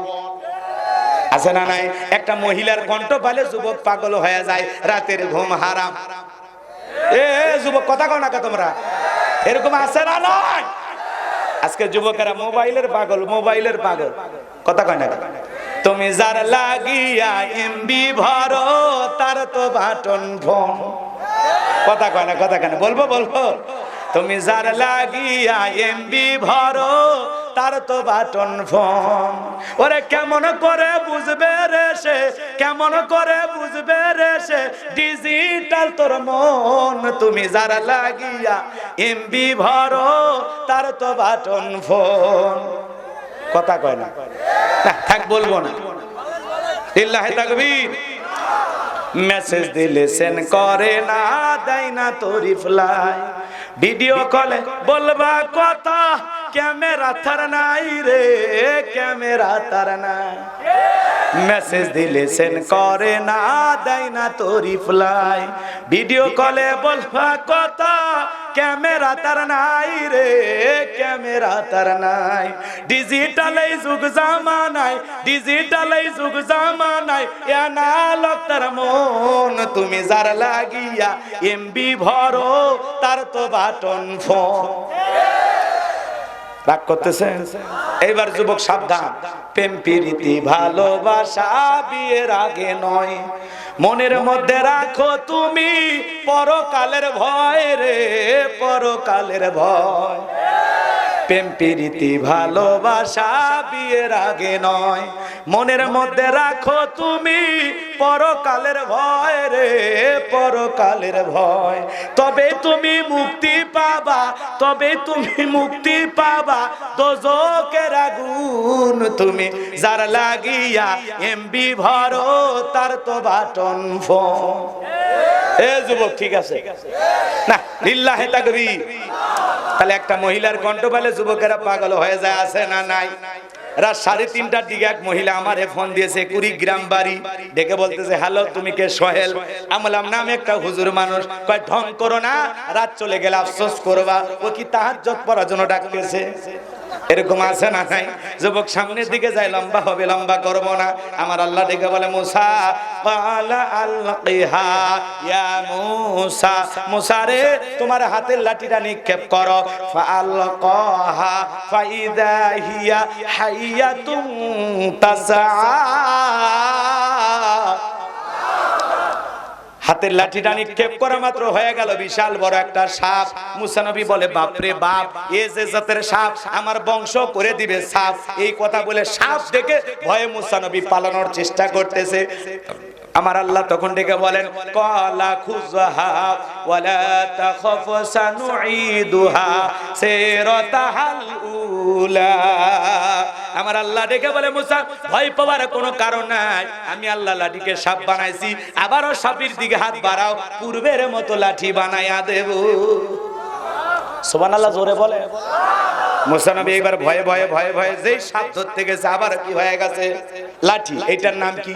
মুজিজা। সুবহানাল্লাহ বলেন। একটু সময় দেন বাজান গো আমার।